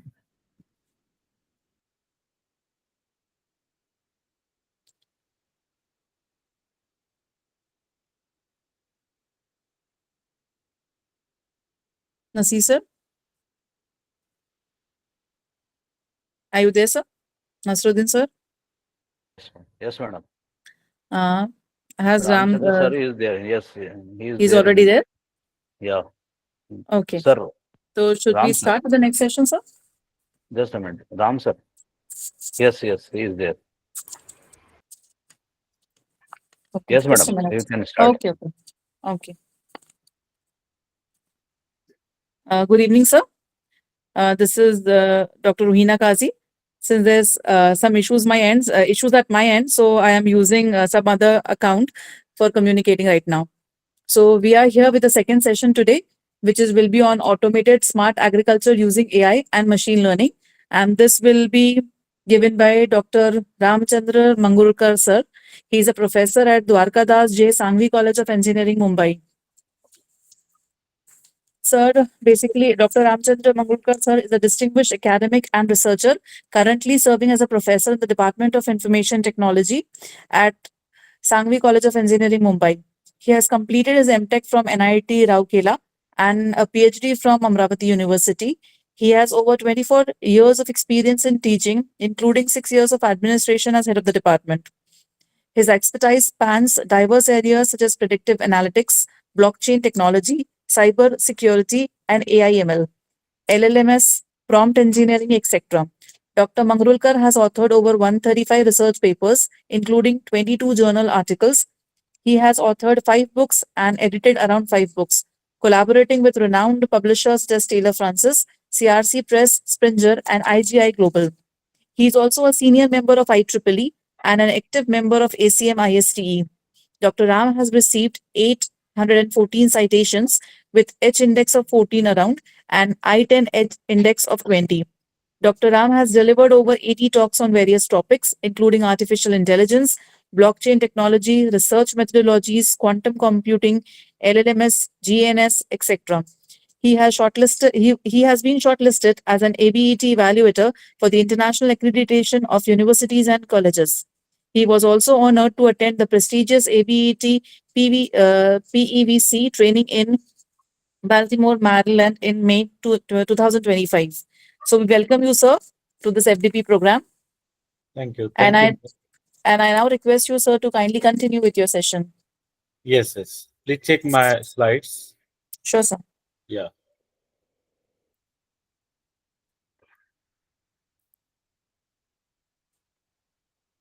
Is this visible to you? Yes, sir. And am I clearly Yes, audible to yes, you? Yes, sir. Okay, okay. So first of all, thank you, Nasruddin sir. Thank you for giving me this opportunity. Thank you, Tirupati sir. And It's our pleasure, sir. It's our pleasure. yeah. Thank you, Khatib sir also, because he is my teacher. I would like to deliver a talk on this topic, AI-powered crop monitoring and disease detection. Actually, it is when I heard the previous talk. Okay, I was also attending the previous talk to know what are the contents of the previous talk, so that I can cover somewhat advanced portion from that talk itself. So I am very much happy because sir has already covered the basics of the agriculture, the advancement, the scenarios present as of now in the India. So my task of completing the basic part and the giving knowledge or theoretical knowledge has already been covered by the sir. Okay. So instead of giving theoretical knowledge, I will just focus on the practical aspects of this much agriculture, and we'll take some case studies, which are the common case studies. Okay, but we don't know how to implement those case studies in the Colab, or we can say the Google Colab. Okay. So the simple data set and the simple presentation with your deep learning model, I'm going to cover in my today's presentation. So with this topic, this AI powered crop monitoring and disease detection, I'm going to start. So these terms are already familiar with you, that is smart agriculture, where the use of advanced technologies such as AI, IoT, and robotics to optimize the farming process. Even predictive methodology has been covered by the previous speaker. Precision farming, that is data-driven farming techniques to maximize crop yield will while minimizing resource uses. As sir told that it's a short-term precision farming or short-term predictive methodology which is used for yield predictions. In AI, in agriculture, we can use machine learning and deep learning models for crop monitoring, disease detection, and yield prediction. So in my today's talk, I am trying to cover these two things, that is disease prediction by deep learning model and crop monitoring with the help of RoboFlow. Okay, so two softwares, uh, um, two things I'm going to cover, one with deep learning model and another with the standard available model, that is RoboFlow. How can we make use of RoboFlow for detecting disease or monitoring the crop actually? So rest I will skip that machine learning part, IoT, computer vision, yes, AI-based image processing to detect plant disease. So this we are going to focus because to detect the disease, it is very much required that we should make use of or we should be aware about the computer vision part. Drones in agriculture, I have the videos available. How can we make use of drones in agriculture for different aims and objective. If time permit, we will go through that videos also. And of course, the automated irrigation, mostly IoT based irrigation systems we are using. A farmer sitting at his or her home use this irrigation system, which is automatically connected with the Wi-Fi system and monitor the water level and water control can be monitored with the help of these interfacing systems, with the help of Android or this Raspberry Pi. So that is happening at our end, and our students are also doing such kind of projects for the automated irrigations.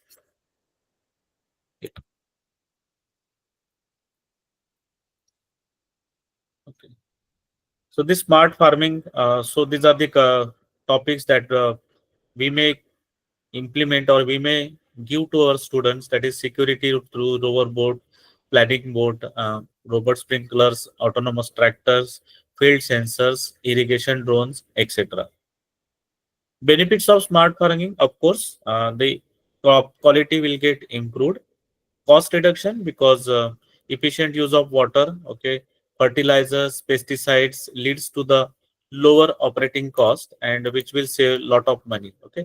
But to the large scale, okay, in small scale, definitely it is not being a cost effective, but on the large scale or large farming, definitely it is going to reduce the cost. Enhance the productivity. Robotics, drones automate tedious tasks, filling farmers to focus on strategic activities. We can enhance the productivity with the help of robotics. Okay, manually, like in the villages, in the farming, it's very difficult to monitor each and every plant. Let's say the example of orange, okay, orange tree. So monitoring oranges which are on top of this tree is very difficult, and with the help of naked eye, it's very difficult to monitor. So in such cases, we can make use of drone technology to monitor the crop. That means to monitor the oranges, which we can use immediately and pack and sell it out. That means pack and distribute to the distributors. Data driven decision makings, yes, with the help of data, if we uh, apply, if we implement some sensor technologies to sense some data, if we implement some monitoring technologies like cameras and all those things, it's very easy to get the data and analyze the data by sitting at home and then take the decision. So that is what exactly the data driven decision making. And sustainabilities, that is AI driven precision agriculture, reduce environmental impact, including water pollution, greenhouse gas emission, etc. Okay, these all are nothing but the benefits of smart farming. But what are the challenges? Every technology comes with the challenges also. So what challenges we can face if we implement the smart farming? High initial investment, as I talked, if your farming area is very less, or let's say you are dealing with the small acres, so then the cost will be much more. That is, implementation cost will be very high.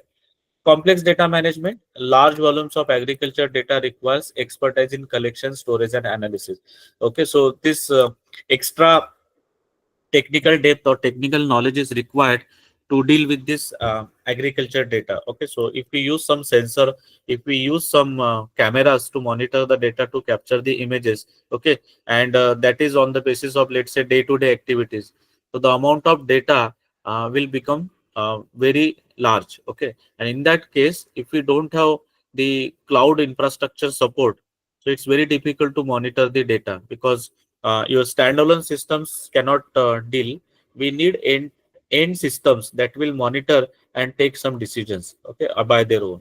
So this kind of system implementation requires a large amount of data to be monitored, and that only happens or only possible if we have a good set of cloud infrastructure connected with the Wi-Fi, large Wi-Fi, or what we can say, the Wi-Fi with the high mega bytes per second or Mbps systems. Cybersecurity risk, yes, there is a risk of implementing smart systems because of the cyber attacks. It's possible to threaten the food security and farm operations also. Okay, because this cyber security, the security, if we don't have the security measures implemented, then there may be chances of having attack on that implemented system or built-in systems. Lack of standardization, says variability in technology protocol creates integration challenge across platforms, etc. Okay, so now applications of AI in agriculture, that is, we may consider each application and explore the area as a part of your research work, or as a part of research that may be contributed by your students.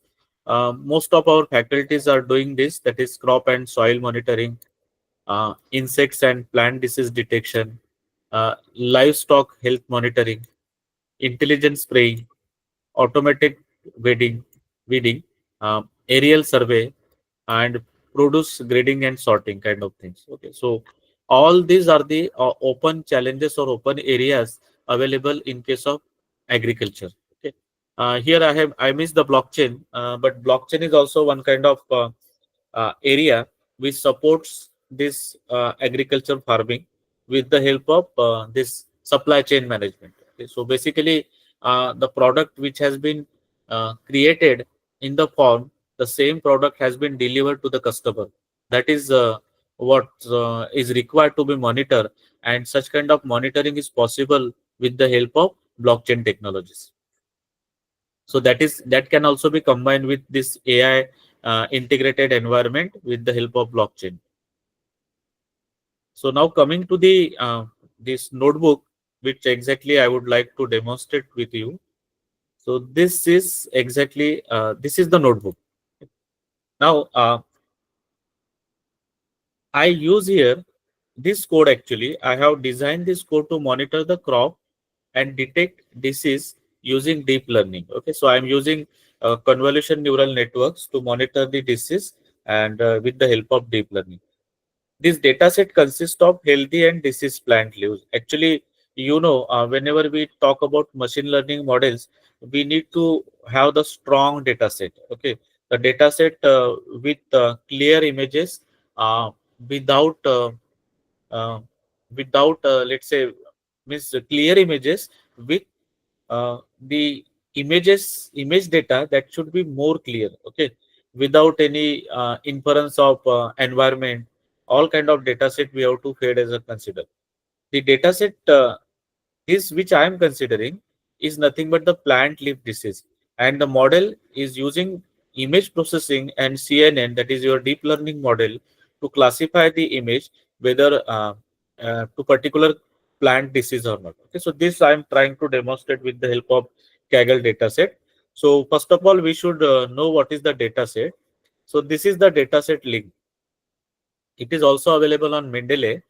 Mendeley is nothing but the source where we can get some research paper also, and if data set is available, so mostly people will try to put that data set in the public domain. So Mendeley provides a platform to upload the data set in a public domain. This is the this is the data set available, that is plant leaf disease recognition data set. This is published on 18th November 2024. Okay, so why I actually chosen this particular data set? Because it's a recently published data set and available in the public domain. Okay, so 18th November 2024, and now it's Feb. So almost 3 months before, this data set has been published on Mendeley data. Now what it contains? It contains images of plant leaves affected by various diseases. Now what sort of diseases we have considered? Here they have typically considered bacterial, fungal and viral diseases commonly found agriculture crop. But if we go through all these fungal diseases, we have that powdery mildew, that is a kind of disease available on the leaves. We may have downy mildews, we may have root rot kind of things, we may have leaf spot. But in the bacterial category, we may have this leaf bacterial spot, we may have fire blight. Leaf bacterial spot means it is something that have small circular lesions on the leaves. Okay, and the fire blight means this fire blight is a bacterial that have the back end sealed with the leaves or branches. And soft rot is also there. So soft rot is something called as the bacteria causing meshy lesions on the stem of the leaves. Okay, so something related with that plant and the leaves. So here the data set consists of 3 different diseases, that is bacterial, fungal and viral. So it is going to categorize a particular leaf which is passed as an input into either bacterial, fungal or viral. It captured under, okay, so this control conditions ensuring realistic and diverse real world scenario. So data set is prepared in a systematic way, which is control conditions. Control condition means they try to minimize the impact of environment while collecting the data set, because let's say low luminous, okay, and then you are capturing some images, so definitely that will have some impact on that images. So this data set has been prepared in a such a way that there should not be any interference or impact of this luminous. This includes images from multiple plant species and varying disease stages. Types of plant leaves, we use this gourd, that is 1147 images are there for this particular plant leaf sections. Then hibiscus 1328 leaves are there, or photographs we can say, in this data set. Papaya leaves 547 images available, and this is a kind of, that is 10199.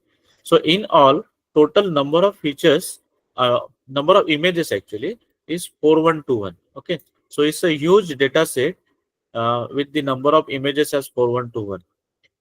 Format is PNG and JPG. Disease type is that we have mentioned, that is bacterial, fungal or viral infection, and mostly this is used for machine learning, that is used for training models in image classification, detection, segmentation of disease recognition, support development of mobile apps, and helps in understanding the impact disease on plant species and their visual symptoms. Okay, so this is all about the data set. If you check the size here, it's about 3.19 GB. Okay, which is much more. Okay, size is very large. Okay, so if you want to build some projects with the help of deep learning or machine learning model on some particular target like image classification or detection techniques, then you can use this data set. But the size is very large, 3.19 GB. Therefore, I will suggest you go with some cloud infrastructure.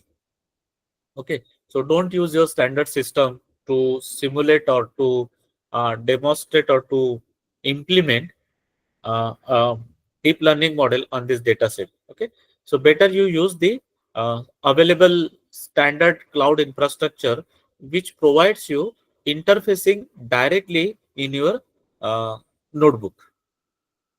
Okay, so what I am trying to use here, instead of uploading this, okay, somebody has already uploaded in on the Colab, not Colab, but the Kaggle. Okay, so the same data set link is provided here as a Kaggle. So Kaggle is also having that data set which is in the open source version and version installed, but it is a previous version. Okay, it's not the latest version of the data set. So the data set which is mentioned over here is the recent data set. Okay, but uh, I am using Kaggle dataset, which is older version of this particular dataset, which may not be clean or pre-processed dataset. Okay, so some techniques are used for pre-processing and all to remove that or to resize these images to provide you the platform for detecting the plant or leaf diseases. So coming to the topic, so what I am trying to use here, I am using this import Kaggle Hub. Okay, so this is actually, let me increase the font size. Here, I am trying to use this particular data set. So instead of downloading the data set and uploading in my Colab or uploading in my Colab Google Drive, I am directly trying to use this Kaggle data set, that the plant disease data set, plant disease data set available from the Kaggle. Okay, but it's a old version. So the first step that you may require is to fetch the data set. Okay, so this data set is available in the Kaggle. I am trying to fetch this particular data set. So if you want to check the version, just click on this.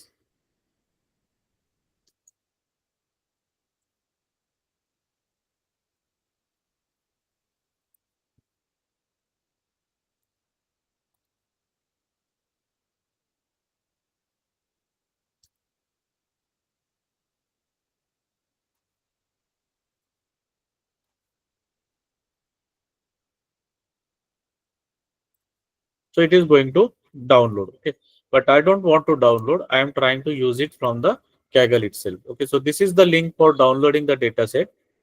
This is the data set which is recent version of this data set. But if you want to download the old version, you can click here. Now, how this you are supposed to run this command or run this path. So once I run, it get connected with the Kaggle. Looks like you are using outdated Kaggle Hub version. So this is the version problem. But the dataset path is given to me, and I can use this particular dataset. Now I stored this dataset in this path variable. Okay, this is my path variable, and I fetch the dataset and I stored this dataset in my path variable. Okay, so this is giving me the direct path to this particular file that is already present in my root cache. That is dataset image plant disease version 1. Okay, this is being the current path for my dataset. Second thing, we need to install few libraries. Okay, so we need TensorFlow, we need NumPy, we need Matplotlib, and we need Seaborn. These are the 4 basic libraries which are required. If somebody want to practice, I can paste it in chat window. So it's parallel. Yes, available. So just you open your Google Colab and paste these 4 lines in your Colab. You can directly get that dataset connected and no need to install anything as of now. Second thing, after that, we are supposed to install these many packages. That is install TensorFlow, NumPy, Matplotlib, and Seaborn. Okay. So the purpose of this basic libraries, is nothing but we use this TensorFlow library. This we are using for deep learning framework. Okay, this is mostly used for deep learning framework. So here TensorFlow and Keras. So we are using TensorFlow for deep learning environment or deep learning framework. Then we have this NumPy library. This NumPy library, as everyone familiar, it's nothing but used for numerical computations. Third, we have this Matplotlib and Seaborn. This we use for data visualization purpose. Okay, so if you want to plot some graphs and visualize your data set, then we use this Matplotlib and Seaborn. Okay, so Seaborn is advanced version of graph visualization for the Matplotlib. Both are visualization libraries. Apart from that, we need to import these libraries. Okay, so now we are going to create the variables, that is importing.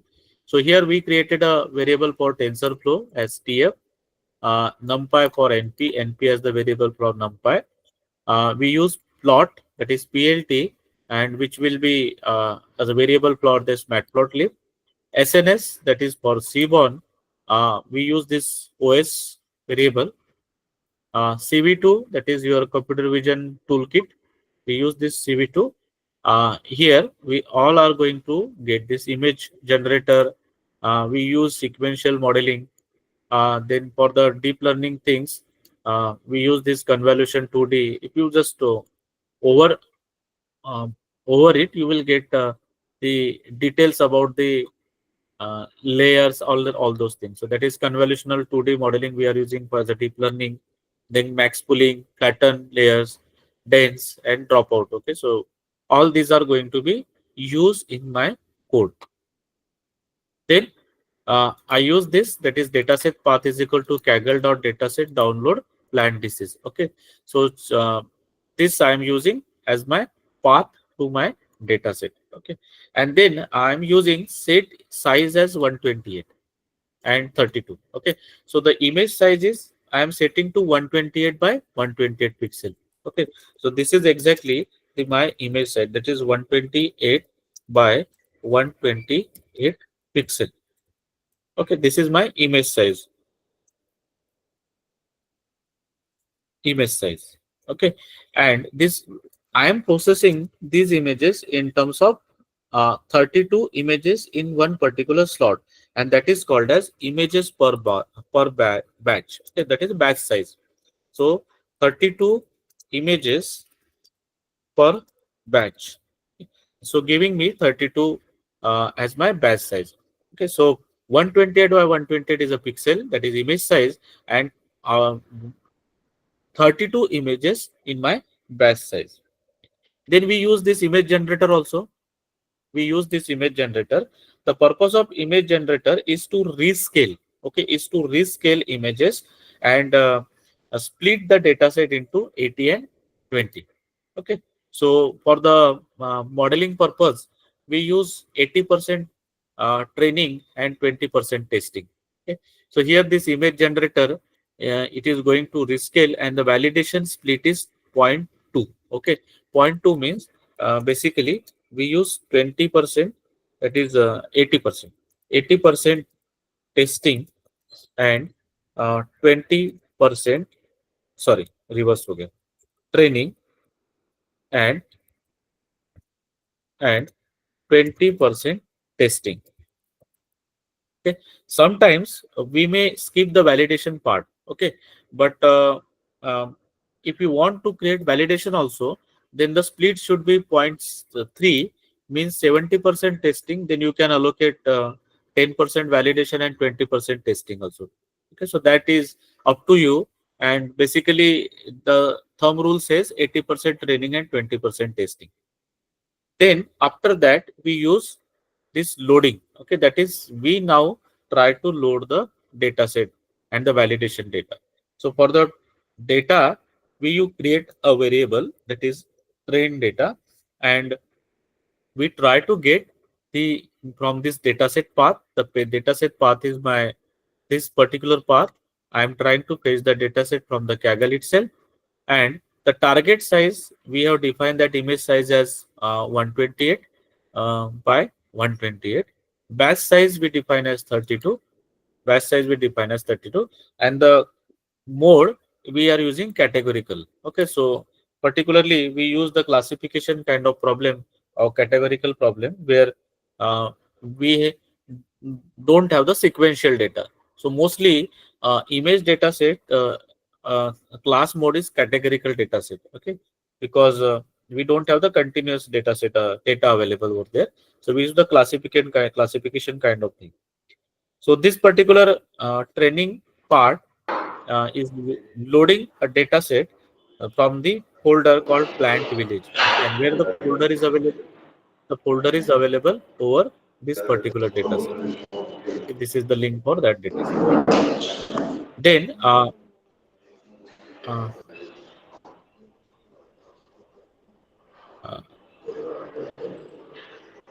Kule sir, please mute yourself. Thank you.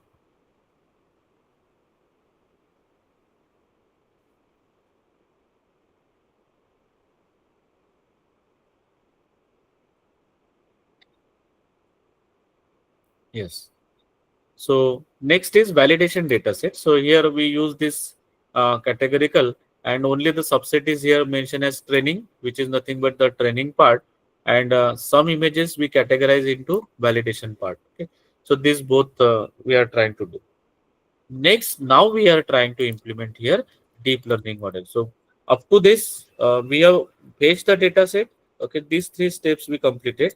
That is fetching the data set.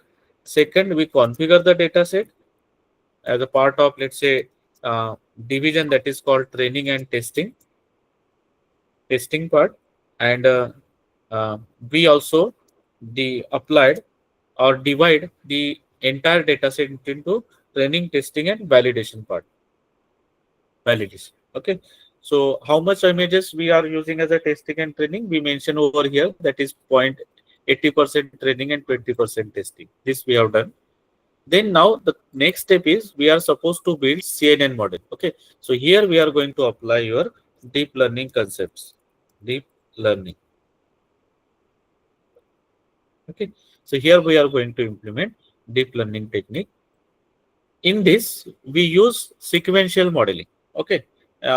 Most of means if you are familiar with the machine learning and deep learning, then these things are very easy to understand. But if you are not familiar, then some terms will be difficult to understand. Okay, but I will try to make it more simple.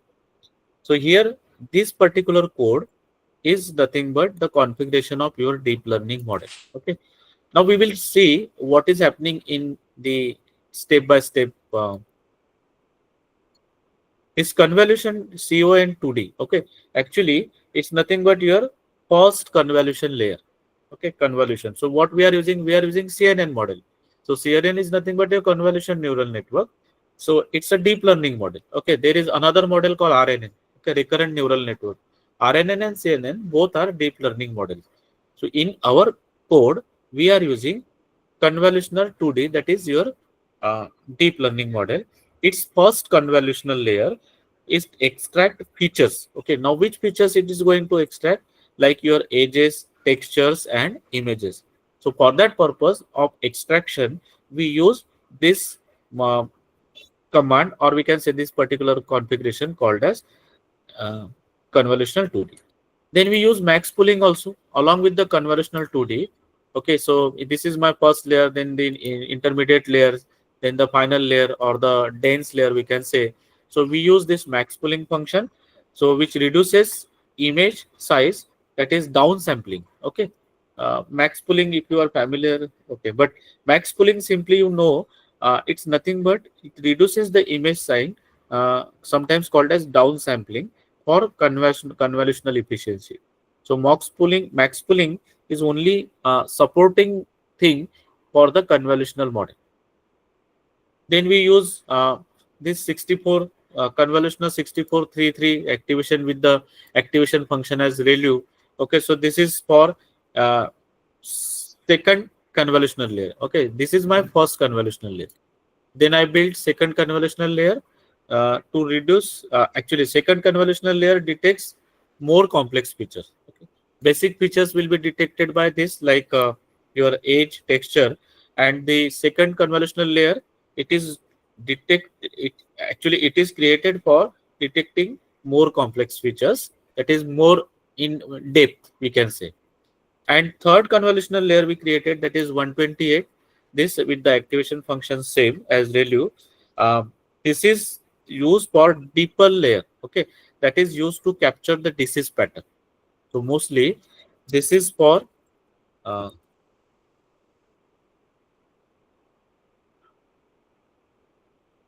this is deeper layer, and this layer is responsible for capturing disease present on the plants or the leaves. Okay, this second convolutional layer, this we created for simply to extract more features. And the first convolutional layer that we have developed is only for, let's say,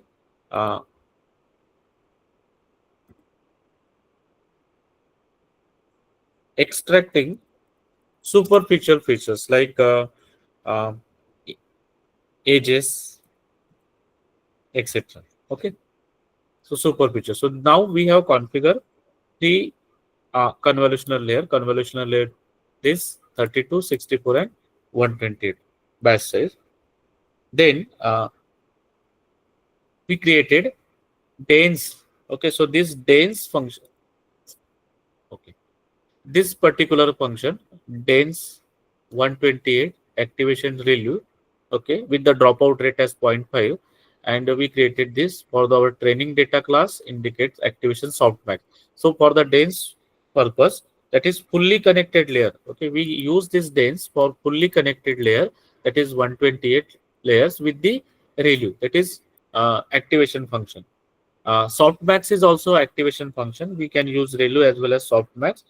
Dropout rate we mention as 0.5. Now, what is dropout rate? Actually, it prevents overfitting.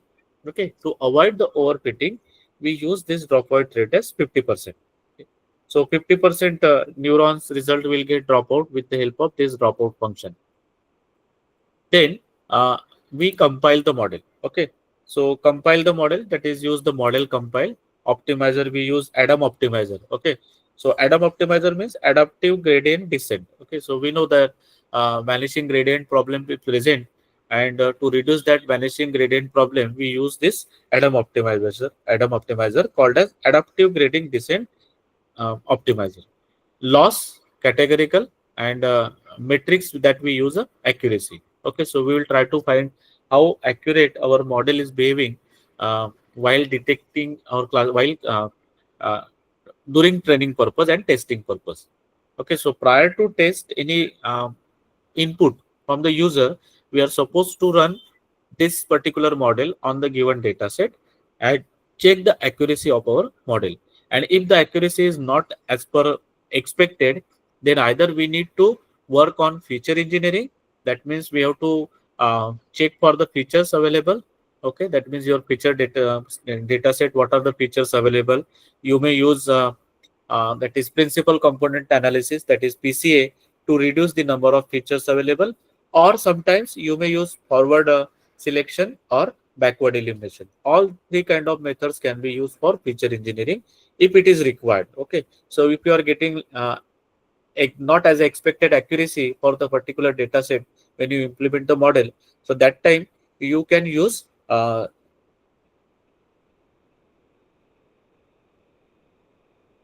okay, so feature engineering is very important aspect when you are processing or pre-processing the data set. That time either you use the principal component analysis to reduce the number of features available in data set, or you use the forward selection or backward elimination. All kind of methodologies are available, and if you focus on the data set feature engineering, you will get all those concepts. Then loss function we define here, categorical cross-topic, that is used for multi-class classification. Okay, we are using multi-class classification, so we define categorical cross entropy. Okay, and this is for the multi-class classification. Then we have the metrics as accuracy, that is for the model performance. Okay, so we try to measure the accuracy of our model with respect to training and testing. So for that purpose, we mention the metric as accuracy. Then next step is we are supposed to train the model. Okay. So for training purpose, we use this fit. We categorize the data into two parts, that is train data, validation data, and number of epochs. Okay. So total 10 epochs we are going to consider. So trains for 10 epochs. So it is going to train this particular model, which is nothing but this particular model. Okay. For 10 epochs. Okay. So it can be increased for better accuracy. Okay. So you may increase this to 20, 30, 40 and check how many, you have to find out the threshold. Okay. So for particular epochs, if your accuracy is getting increased, then you continue to have more epochs. Okay. But if after some particular point, if your accuracy is decreased, okay, then you stop that particular point. So that mentions the threshold epochs for your model. Okay. So you have to carefully try all this and check the variation in the epochs and consider the maximum epochs which gives you more accuracy, maximum accuracy we can say. And after that, if it is reducing, then you may stop and consider the epochs as which is giving the highest accuracy.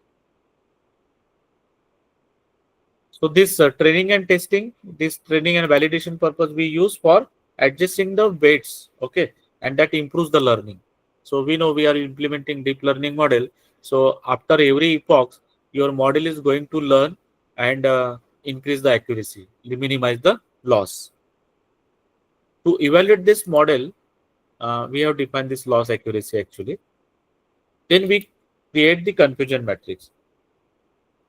Now, what is confusion matrix here? Confusion matrix is nothing but that visualizes your performance. Okay. So we know confusion matrix is having that false positive, false negative, true positive, true negative. Okay. So all this kind of categorical data is there, and to create the confusion matrix. Okay. How your model is predicting and where predicted output is as expected or predicted output is negative. Okay. So that categorization can be done with the help of your confusion matrix. So we use these variables for having the confusion matrix.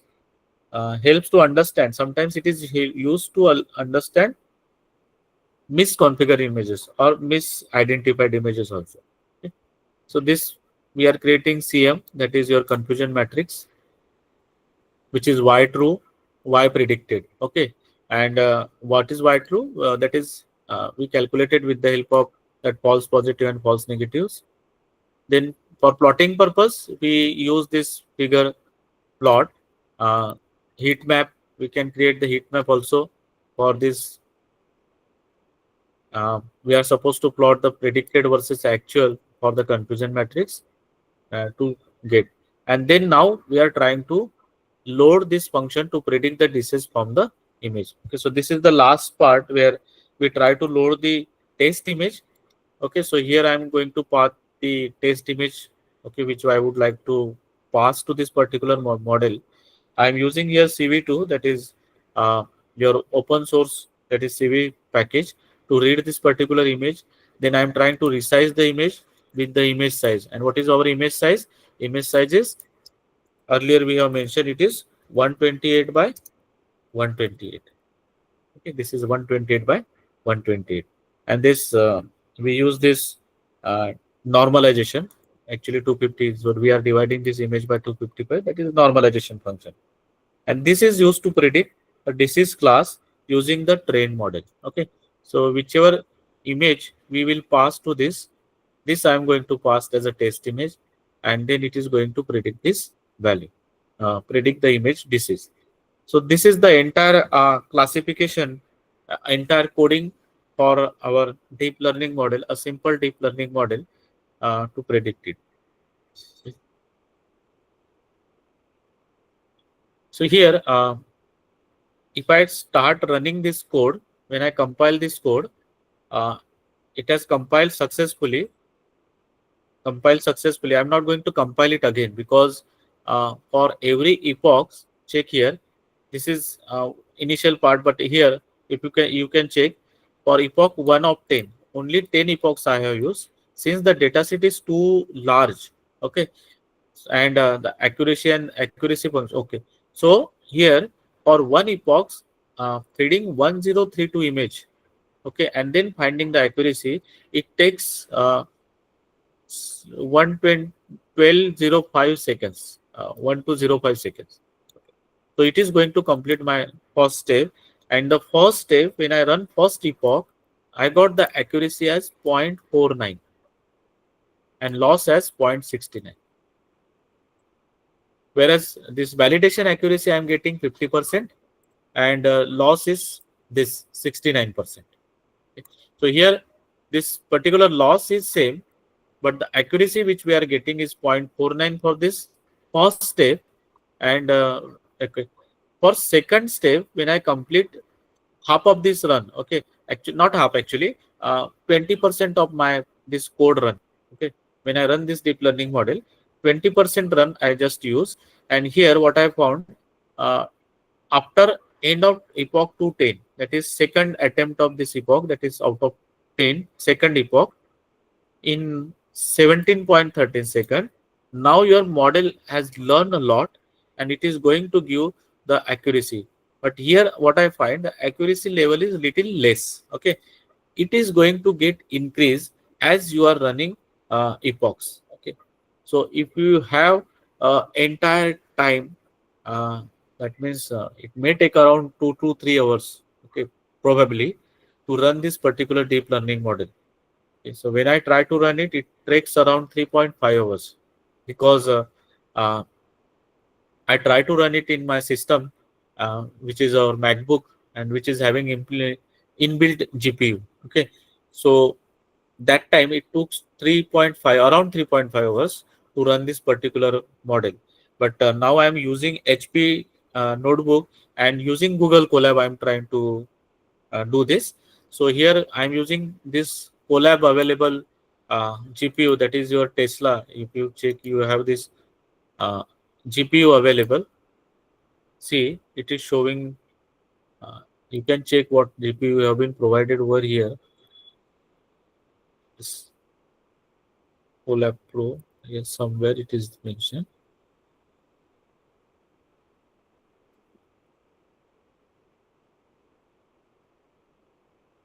Mostly Tesla is provided. I written where it is. Okay. So here, so it took around 3.5 hours, more than 3.5 hours. But in Colab, it may take much more time. But what is the problem with Colab? The problem with Colab is that sometimes it get disconnected, because it is running from the cloud. It get disconnected. So that time you are supposed to reconnect it again. So on the basis of trial and error, sometimes it may take much more time as compared to what I did. So that's why I just run a sample of this code, which takes around 17 minutes to run this particular code, and number of epochs is only I completed small portion of 2, and I'm getting the accuracy as this one.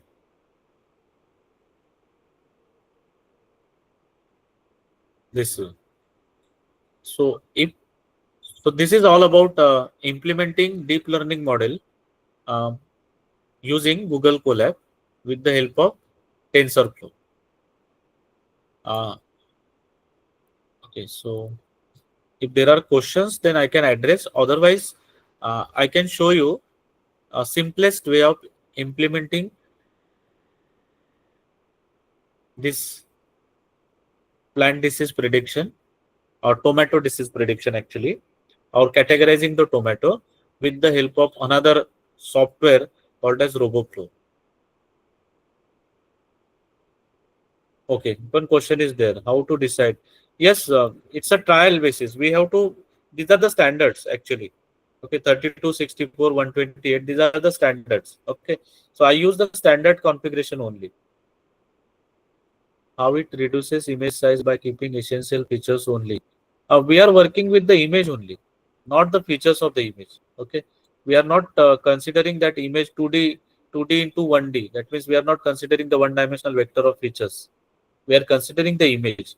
Okay, so we are trying to reduce the image. That means resizing the image. Why image size need to be saved? Is there any rationale? Typically, you can use 644 also. Okay, no. See, it depends upon what is your image area. Okay, so I am considering here leaf only. Okay, leaf section of the plant. Therefore, I am considering 128 by 128, a small area. But if you are using for different purpose, you use standard is 640, 640 by 640. Okay, Khatib sir. Thank you, sir. Okay. So no questions as of now. Now, can I take another section of this talk called RoboFlow? If there are no questions. Okay. Yes, sir. Okay, sir. Okay.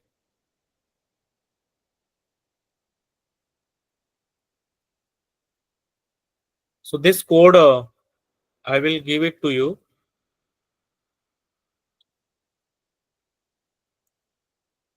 I don't know if it goes in chart window.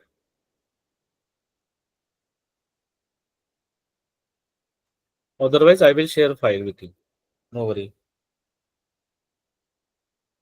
No, it's not copy.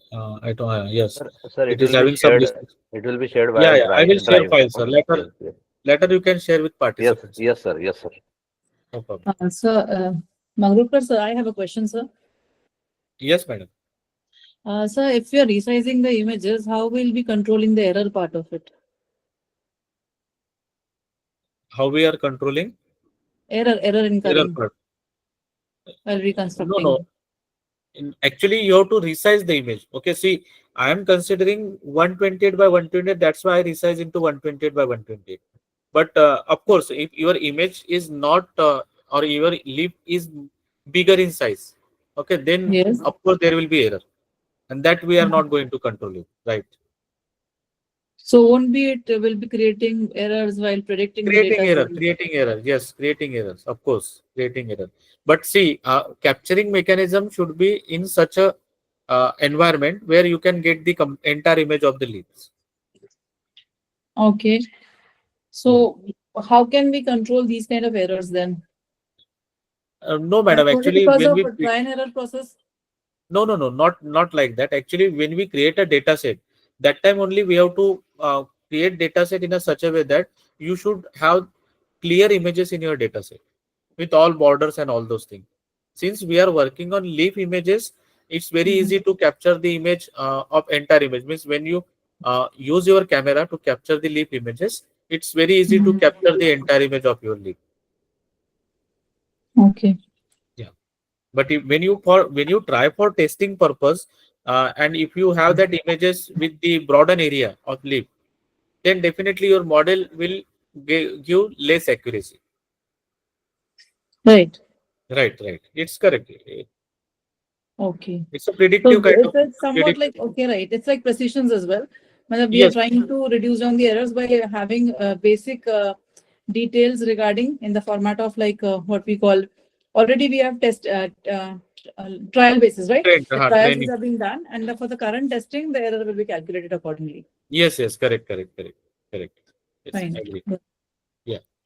So second part, which I would like to demonstrate, here you just have to go to RoboFlow. Okay, so there is one website, RoboFlow. Okay.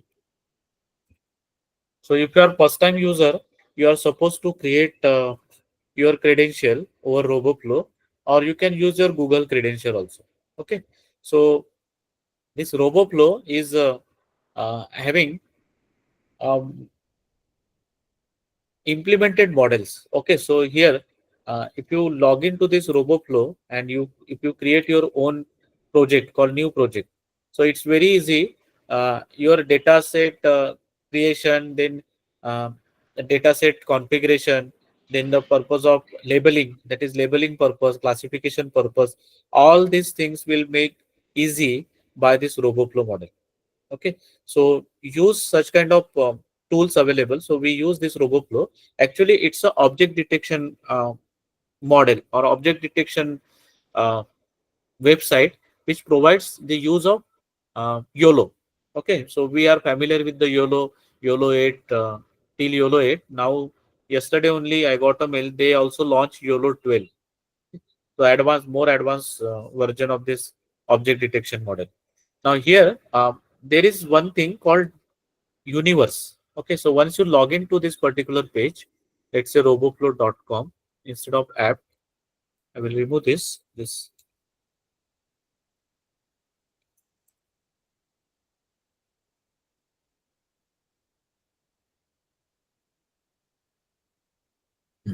So this is actually the landing page for RoboFlow. So if you observe here, you can check the it is used for various purpose. Like here, if you check the video, it is used for human tracking. It's used for this vehicle tracking.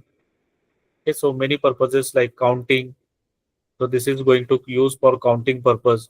If you want to count the currency, okay, so then this model can be used for counting purpose also, analysis purpose also, that is pass on right only. Okay, so this is going to give some signals to that. Okay, so detection, tracking, counting, and analysis, all four category of problem can be solved with the help of this available RoboFlow models. Okay, so this is a website which you can create your sign in. Once you sign in, it gives you some sort of credit, and it's free. Initial part when you are using, it's free part, and mostly it is free for research purpose. You can use it very easily. Then here you are supposed to sign in. So once you sign in, it gives you this app.roboflow.com, and it is showing my space. Okay, so since I have created few projects, so it is showing me my space, that is RAM space. Okay, and here this is the particular app. Okay, app.roboflow.com. How I come to this particular site? Just log into RoboFlow and you will come to this landing page. Now once you come to the landing page, you will find here universe tab. Okay, so there are others like projects, how many projects I have done. So this is showing me underwater object detection. Actually this is the project which I demonstrated in the last talk. Then we have the workflows. Okay, so various workflows which we have created. It also create a coding part of thing. Then monitoring, then deployments. Okay, then setting, universe. Okay, so come to this universe. In the universe, it shows it is having so many projects available. Okay, so many projects are available over here, and like that I choose one particular project for demonstration from this RoboFlow, which is nothing but this I will show this particular project. I choose this project, tomato detection. Okay, this tomato detection. So if you check this tomato detection, how to find this? First of all, you come to this landing page. Okay, then second thing, you are supposed to go to universe. In the universe, you try to search this tomato detection. Okay, and then click on this search option. So it shows you projects. Okay, so many people have tried with this RoboFlow and they have created their own demonstration with this RoboFlow. People can directly use this model also. Okay, so instead of, as you have seen, this is very critical, the code, the deep learning model to create the code with this Google Colab. Okay, or you must know all terms which are used in deep learning. So instead of that, simple things we can create with the help of this RoboFlow. So there are many projects available. Out of that, we can sort this project or sort this project by clicking this. We want a project. We don't want only object detection. Okay, so by default it is showing all object detection projects. Okay, see, these are all object detection. This is object detection. This is object detection category. Okay, now if you want a project with model, okay, here if you check, there is no model mentioned. So we can categorize or we can select this tab to enhance the search to have the model with to have the projects with models also. So here, when I click on this, so I'm getting 3 models. Okay. So this is a kind of project developed by somebody else called with the name Jasmine. It's a classification project. It is going to classify into 2 categories, that is apto and the defect so, and a number of images available in that data set is 599. Okay. Similarly, we have this another set also, that is test, comma test, with 3 models and etc. So we have to find out a project. Okay, so here any model. Okay, we can select here. Now let's say I choose this project, tomato detection. Tomato detection. Let me check the name.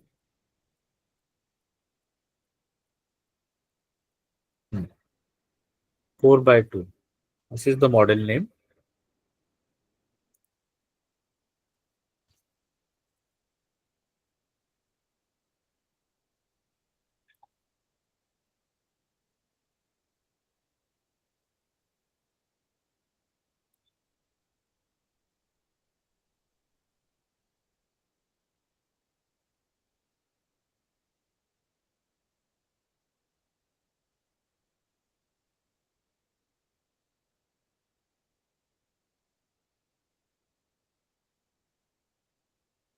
Okay. So you select any model. Let's say I click on this with 69 good tomato, not tomato. Now, when you click on this, let's say you click on this, you want to demonstrate this or you want to select this for your uh, purpose. So you click on this. Now it shows this particular page. Okay, it described this project. Actually, it has let's say 4 downloads, 70 views, object detection, model, snap. It is having 4 classes: good tomato, not good tomato, rotten tomato, or unripe tomato. Okay, it shows you the classification things. Matrix is also shown to you, that is precision is 54.6% and recall value with the model which we are getting, model is getting, that is 50.6%. Here, there is, once you select that project, there is something called as API docs. Okay, this API docs. You click on this API docs. Now it shows you the code which you can use in your Colab for demonstration purpose. So here, these many languages are supported. So we may directly get the Python code, Curl, JavaScript code, Swift code, and .NET code. Okay, so all this code can be available. If you want on-device native SDKs, cloud utilities. Okay, apart, so what is our intention? We know that in our Colab, the Python code runs. Okay, that we know. So what we will do, we will try to copy this Python code from here. Okay, we will try to copy this code from here. Okay, now what is there? This ID, this shows my ID. Okay, because I have created account in RoboFlow, and the API key which I am using to interface or to connect with the RoboFlow is this one. Okay, so like that, you will get your own API key. Once you create account in your RoboFlow, you will get your own API key. Okay, so I have created this API key and this is my API key. I just copy this code and now come to this part and paste it in this. Let's say I pasted over here. Okay, so let's say for your purpose, I can show here. I'm putting Control V. Okay, I paste that code. So from where I copied, again I am repeating. You go to this roboflow.com. I am repeating the steps. Roboflow.com. Go to roboflow.com. First step. Then second, you click on sign in. So once you sign in, it loads your app. Then go to universe. Third step. Search a particular model. Okay, let's say tomato leaf classification. Tomato classification. tomato classification. Okay, select a particular project. The thumb rule is that you try to select a project with model as well as number of images, sufficient number of images. Okay, so if I select this project, I click on this particular project, then check for the matrix. Validation accuracy is 98.4%. Good. I can use this project. Then click on API docs. Fifth step, click on API docs. Sixth step, copy this code from this Python. Okay, click on this, come to your Colab and paste over here. Okay, so come to the Colab and let's say as a code, you paste it here. So this is the code which I paste recently. This is classification tomato 2 and this is tomato detection 4x2. This is different model, okay, which I copied earlier, and this is recently I copied. This code will get automatically pasted in your available to you once you paste the code in your notebook. Okay, now we will run this model. To run this model, you are supposed to install this library. Which library? You are supposed to install this library, inference. Okay, this is supposed to be installed in your Colab. Okay, so let's say I would like to install it again. I copied this code, and prior to this code, I would like to install this library. So I'm trying to paste it over here and trying to install this library. Since I have already installed it earlier, it is showing me something like this: requirement already satisfied. Okay. Otherwise, for you, once when you are using for the first time, it will install all the relevant packages with this library available in the library. Okay. So once I complete this installation, you can run this code. Okay, so I'm trying to run this particular code, and here to test this model. Okay, actually it's a tomato detection. So what I tried to download one image, and that image is this one. I can show this.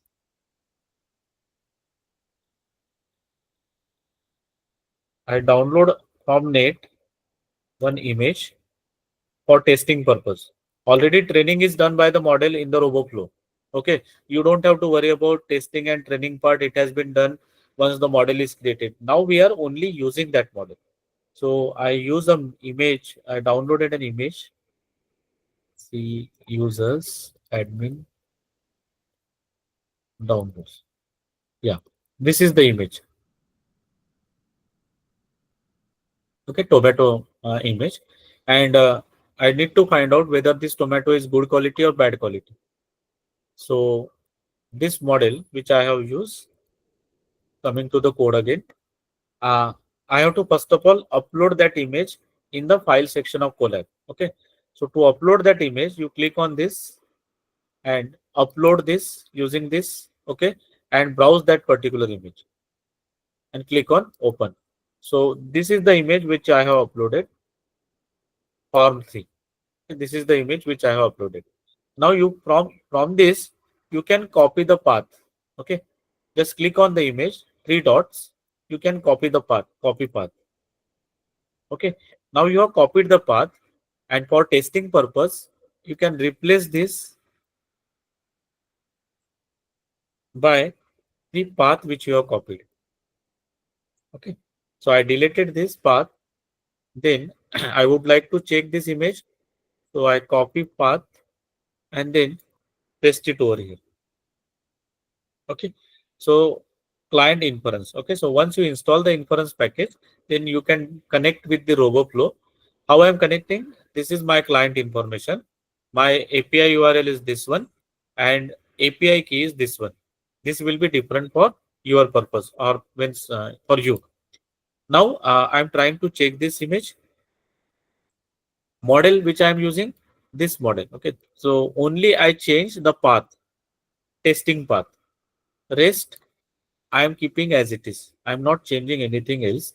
I'm just trying to change the testing path of image. Okay, so here I try to run this. Once I, yeah. Okay, so in 2 seconds, I am getting the output. That means the result is available. So if I plot the result, if I want to print the result, so I can use this command print result.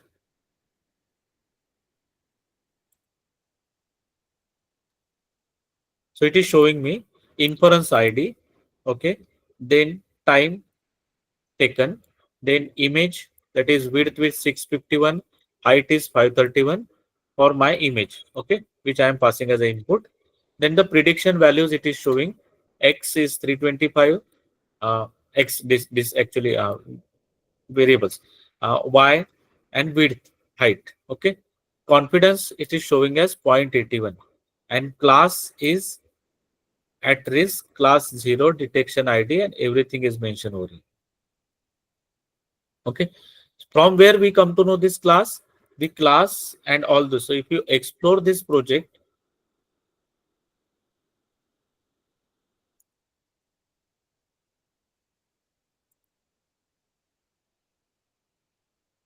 data set, okay, if you explore this data set, you will find that this data set is having images, okay, and some bad images, some good quality images, and it works with the YOLO 8.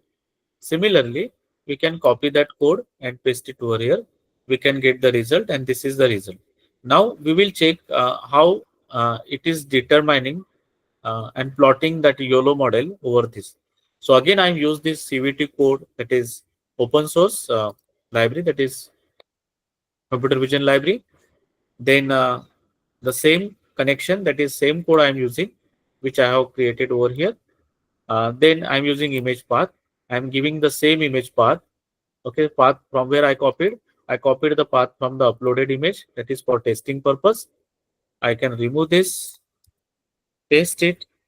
Okay, then result, this is the same command or the same model. Then I use CV2 library just to check the result. Okay, check the result, and once I run this code, see, ripeness detection, I have given the name as ripeness detection, and it is showing something at risk. Okay, this particular image or tomato image get classified into at risk. Okay, and we, by the naked eye also, we can see this is let's say not a good quality tomato. So this is at risk. Okay, so this categorization or classification is done by the model. The model is called as tomato detection this, okay, which is created by somebody else, and that is present in the RoboClone. So this is very easy to test. Okay, instead of creating code and difficult, we can make use of this test code and execute the code. Okay, and check the quality of fruit. So apart from this, there are many codes available for different purpose with the object detection, object classification, and the machine learning model to categorize a particular product into good product or bad product, particular fruit into good fruit or that fruit, ripe fruit, etc. And for the plant disease also, there are many projects available which can categorize the plant with their particular disease wherever the classes are available. So with this, it's also possible that we can create our own project. Okay, so this I first of all demonstrate you how can we use this ready-made project, but it's very easy to create your own project. So like that, you are supposed to go to your project section. In the project section, you are supposed to create new project. Okay, so like that, once you create a new project, I created this another project which is not a part of agricultural demo or for the today's talk, but I created it for waste management. Okay, so underwater waste management, this was the simple project created last week, and you can see this I created on the 9th of Feb, last week, 9th of Feb. And I have collected 208 images, training set, validation set as one image, and testing set as 134 images. Okay. So training, I have not created validation set, but training set I created 61% and testing set I created 39%. So 61 plus 39 is 100%. So I took categorization. So this you can increase. The data set is this one.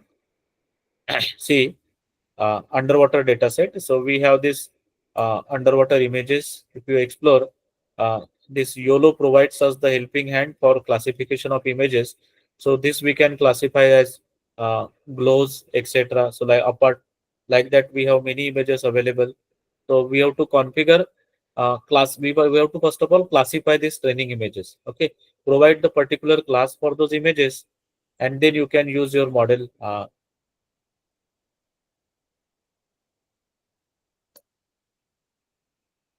So this manually you can do and check your model performance, whether it is running, whether it is giving proper accuracy and all those things with the help of your Colab notebook. Okay, so this is possible here, and the confidence value, if we check with this, is yes, it is 81%. And the class is at risk, okay, because it is categorized as the risk tomato. So this is the way how can we make use of standard available projects, available projects in our Colab notebook. So with this two demonstration, these two projects I have demonstrated. Apart from that, there are standard livestock health monitoring project which is available, where it is used to monitor this health of this cow and animals, okay, available in the agriculture. So these are few examples. We can implement AgroChain with the help of blockchain technology. These are few videos. I will share the links.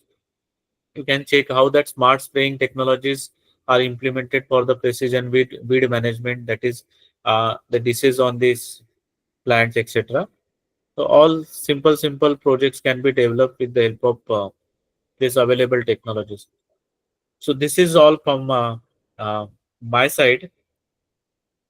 I try to, in summary, actually, I try to give the demonstration of deep learning model.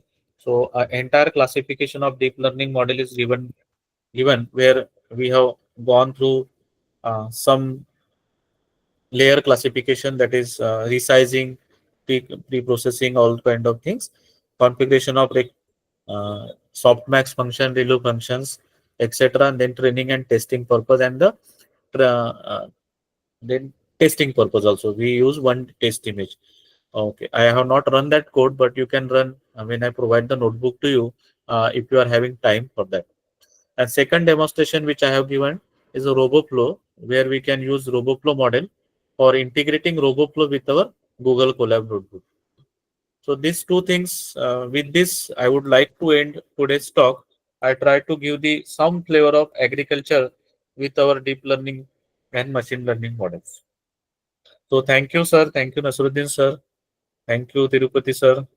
And thank you, madam. If there are questions, we can address. Sure, sir. Thank you so much, sir. It was such an informative session. Questions, if any, participants?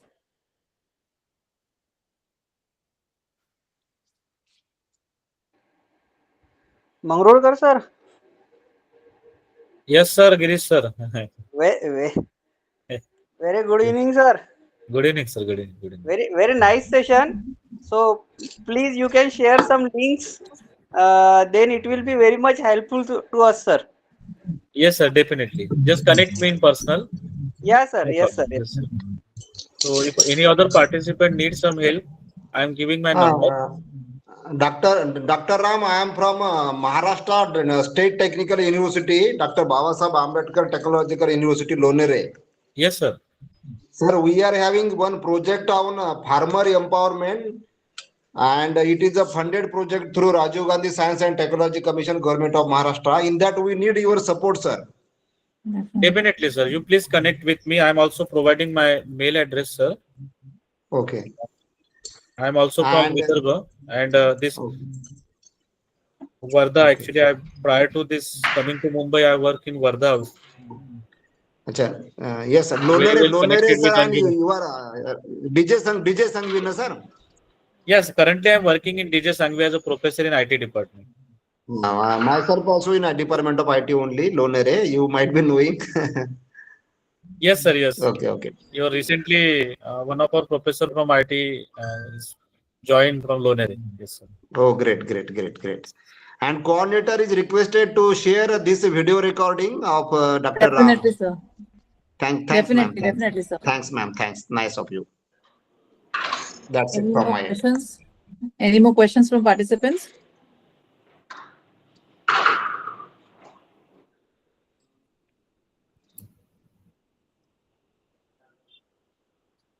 So thank you so Hello. much, sir.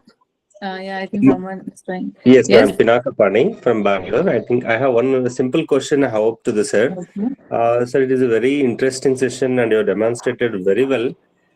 In fact, it's an eye-opener session, for the researchers as well. I'll congratulate sir in this regard. And I have one question, sir. Very simple question. Why do we validate the set of validation set is required, sir? Like when we have training and data set and the testing data set is available. What is the need of validation set? Can you please elaborate? Sir, training means we are going to provide training to our model. Testing means we are going to test the trained model. Okay. Validation purpose means what, sir? We need to verify whether the model is giving exactly expected result or not. And for that purpose, sometimes we require some set of images as a validation images to verify the accuracy, precision, recall, all those things. Okay, sir. Okay. That means when we have statistical features like precision, recall, so still when we have a statistical measure, still validation is required, sir? Required, sir. Required. Okay. Okay. But mostly we skip that part as a validation part. We only use training and testing purpose. Exactly. Okay, sir. And But one more some sort question, of sir. images should be given to the validation part also. Okay, good, sir. Okay. Then how far it is good to use existing data set in RoboFlow for doing research activities, sir? Yes, sir. It's possible if you are having image kind of data sets. So it's very easy to upload in the RoboFlow and classify your images according to your class labels. It's possible. It's very easy. Just Okay. give Is some it only? Yes, sir. Is it only for the image data sets or even textual data if we have? No, sir. In textual, even if you check the link, there are many things which are available. Natural language NLP is also available. Handwriting recognition projects are also there. YOLO is working on all kind of projects. Okay, sir. You In just that case, go we can through take RoboFlow. I will this as a suggest. stand. Ha. Pardon, sir. Sir, You continue, go- sir. You go through RoboFlow. Just search handwriting recognition or image classification. You will get too many projects over there. You are supposed to get that link of project, use that project in your Colab, and then check the testing and the accuracy of those projects. Okay. My question is that what is the authenticity of the data, sir? Can we use this for doing regular research work? Yes, you can check, sir. No problem for that. But if you have your own data set, then RoboFlow also provides support for your own data set. Okay. Okay, actually, Okay, sir. the Thank you project so which I much. have demonstrated now, that is underwater waste management. I extracted images from the real-time video that I download from the YouTube. Okay. I have Okay, not sir. used the Thank standard you. dataset available or provided by the RoboFlow. I just use a video.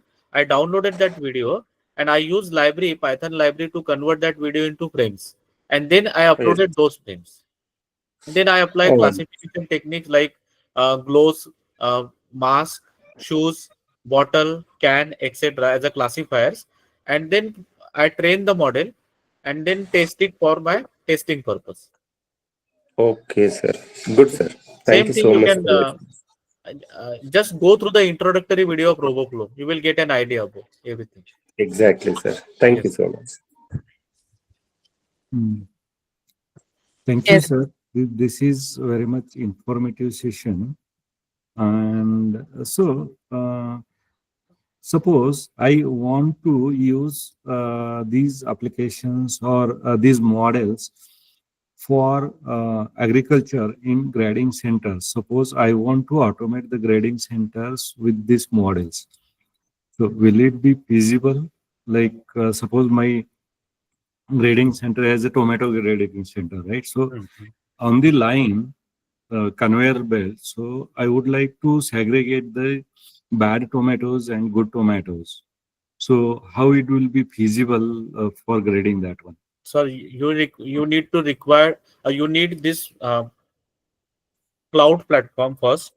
Because this RoboFlow is nothing but a cloud, okay, where we can run the images.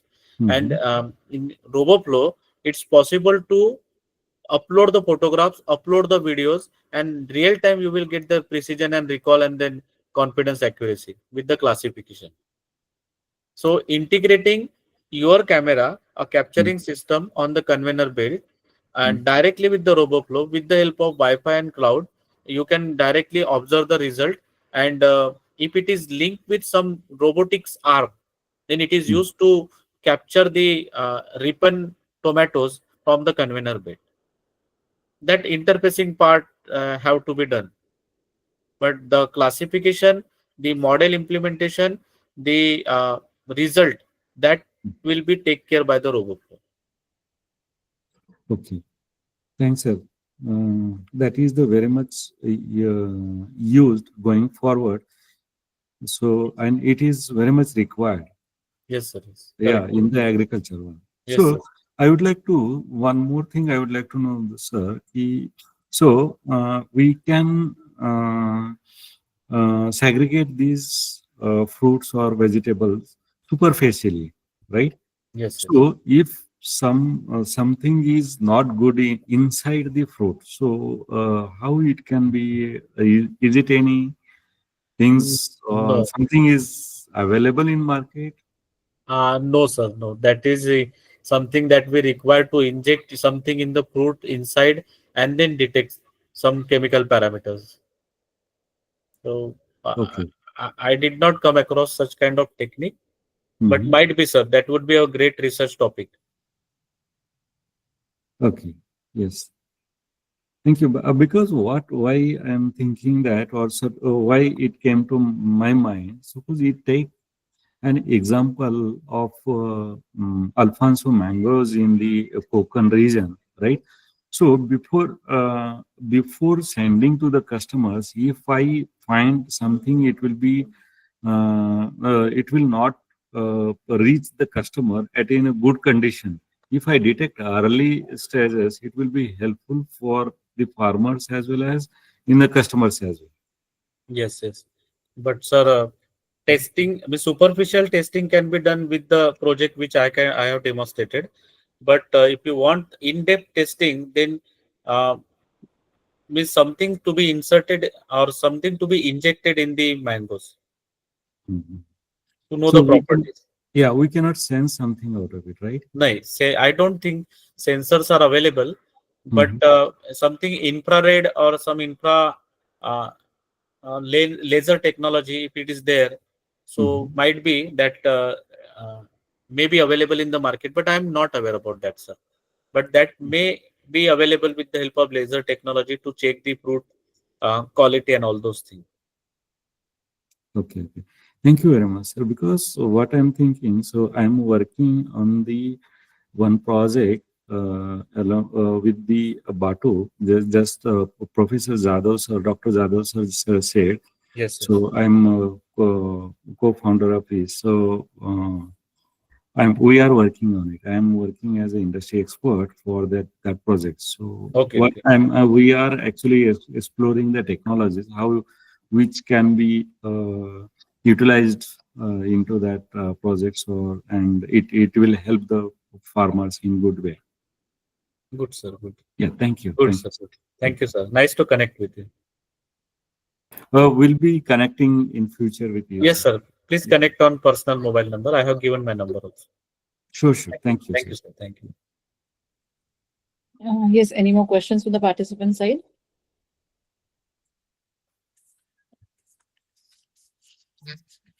So if there are no more questions, thank you so much, sir. Thank you. For such a practical orientation on modeling with AI tools and automating the systems by machine learning procedures. It will definitely, the practical usage of this RoboFlow with this thing, aapka jo collab, this will definitely help us with new kind of projects and new research works. So in case of projects works, we'll definitely connect to you, sir. Yes, yes. Thank So you. it was such an informative session. Thank you so much. Thank you, ma'am. Thanks Thank a you lot so to much, sir. organizers also and the honorable speaker. Ram sir, thank you so much, sir. Yeah, yes, sir. Thank The you so much. participants too. Thank you, sir. Thank you. Thank you so much. Great work done by the team. Right. It was very lovely session, sir. Thank you so much and good night. Good night. Good night, everyone. Good night, everyone. Participants, details regarding tomorrow's session has already been posted on the WhatsApp group and it's also given on the chat box. If you refer to the schedule chart, the sessions from tomorrow will start with 2 p.m. So tomorrow, that is the last day for the FDP. So the session will start with 2 p.m. We have 3 consecutive sessions. And after the third session, we have online test and feedback link will be provided. So that feedback link is regarding the organizers, feedback regarding the organization of the entire FDP. And after that, it will be the valedictory part. So please join tomorrow on time so that we'll be starting the event by 2 p.m. Thank you, everyone. Thank you, everyone, for being very lovely participants. Thank you so much and good night.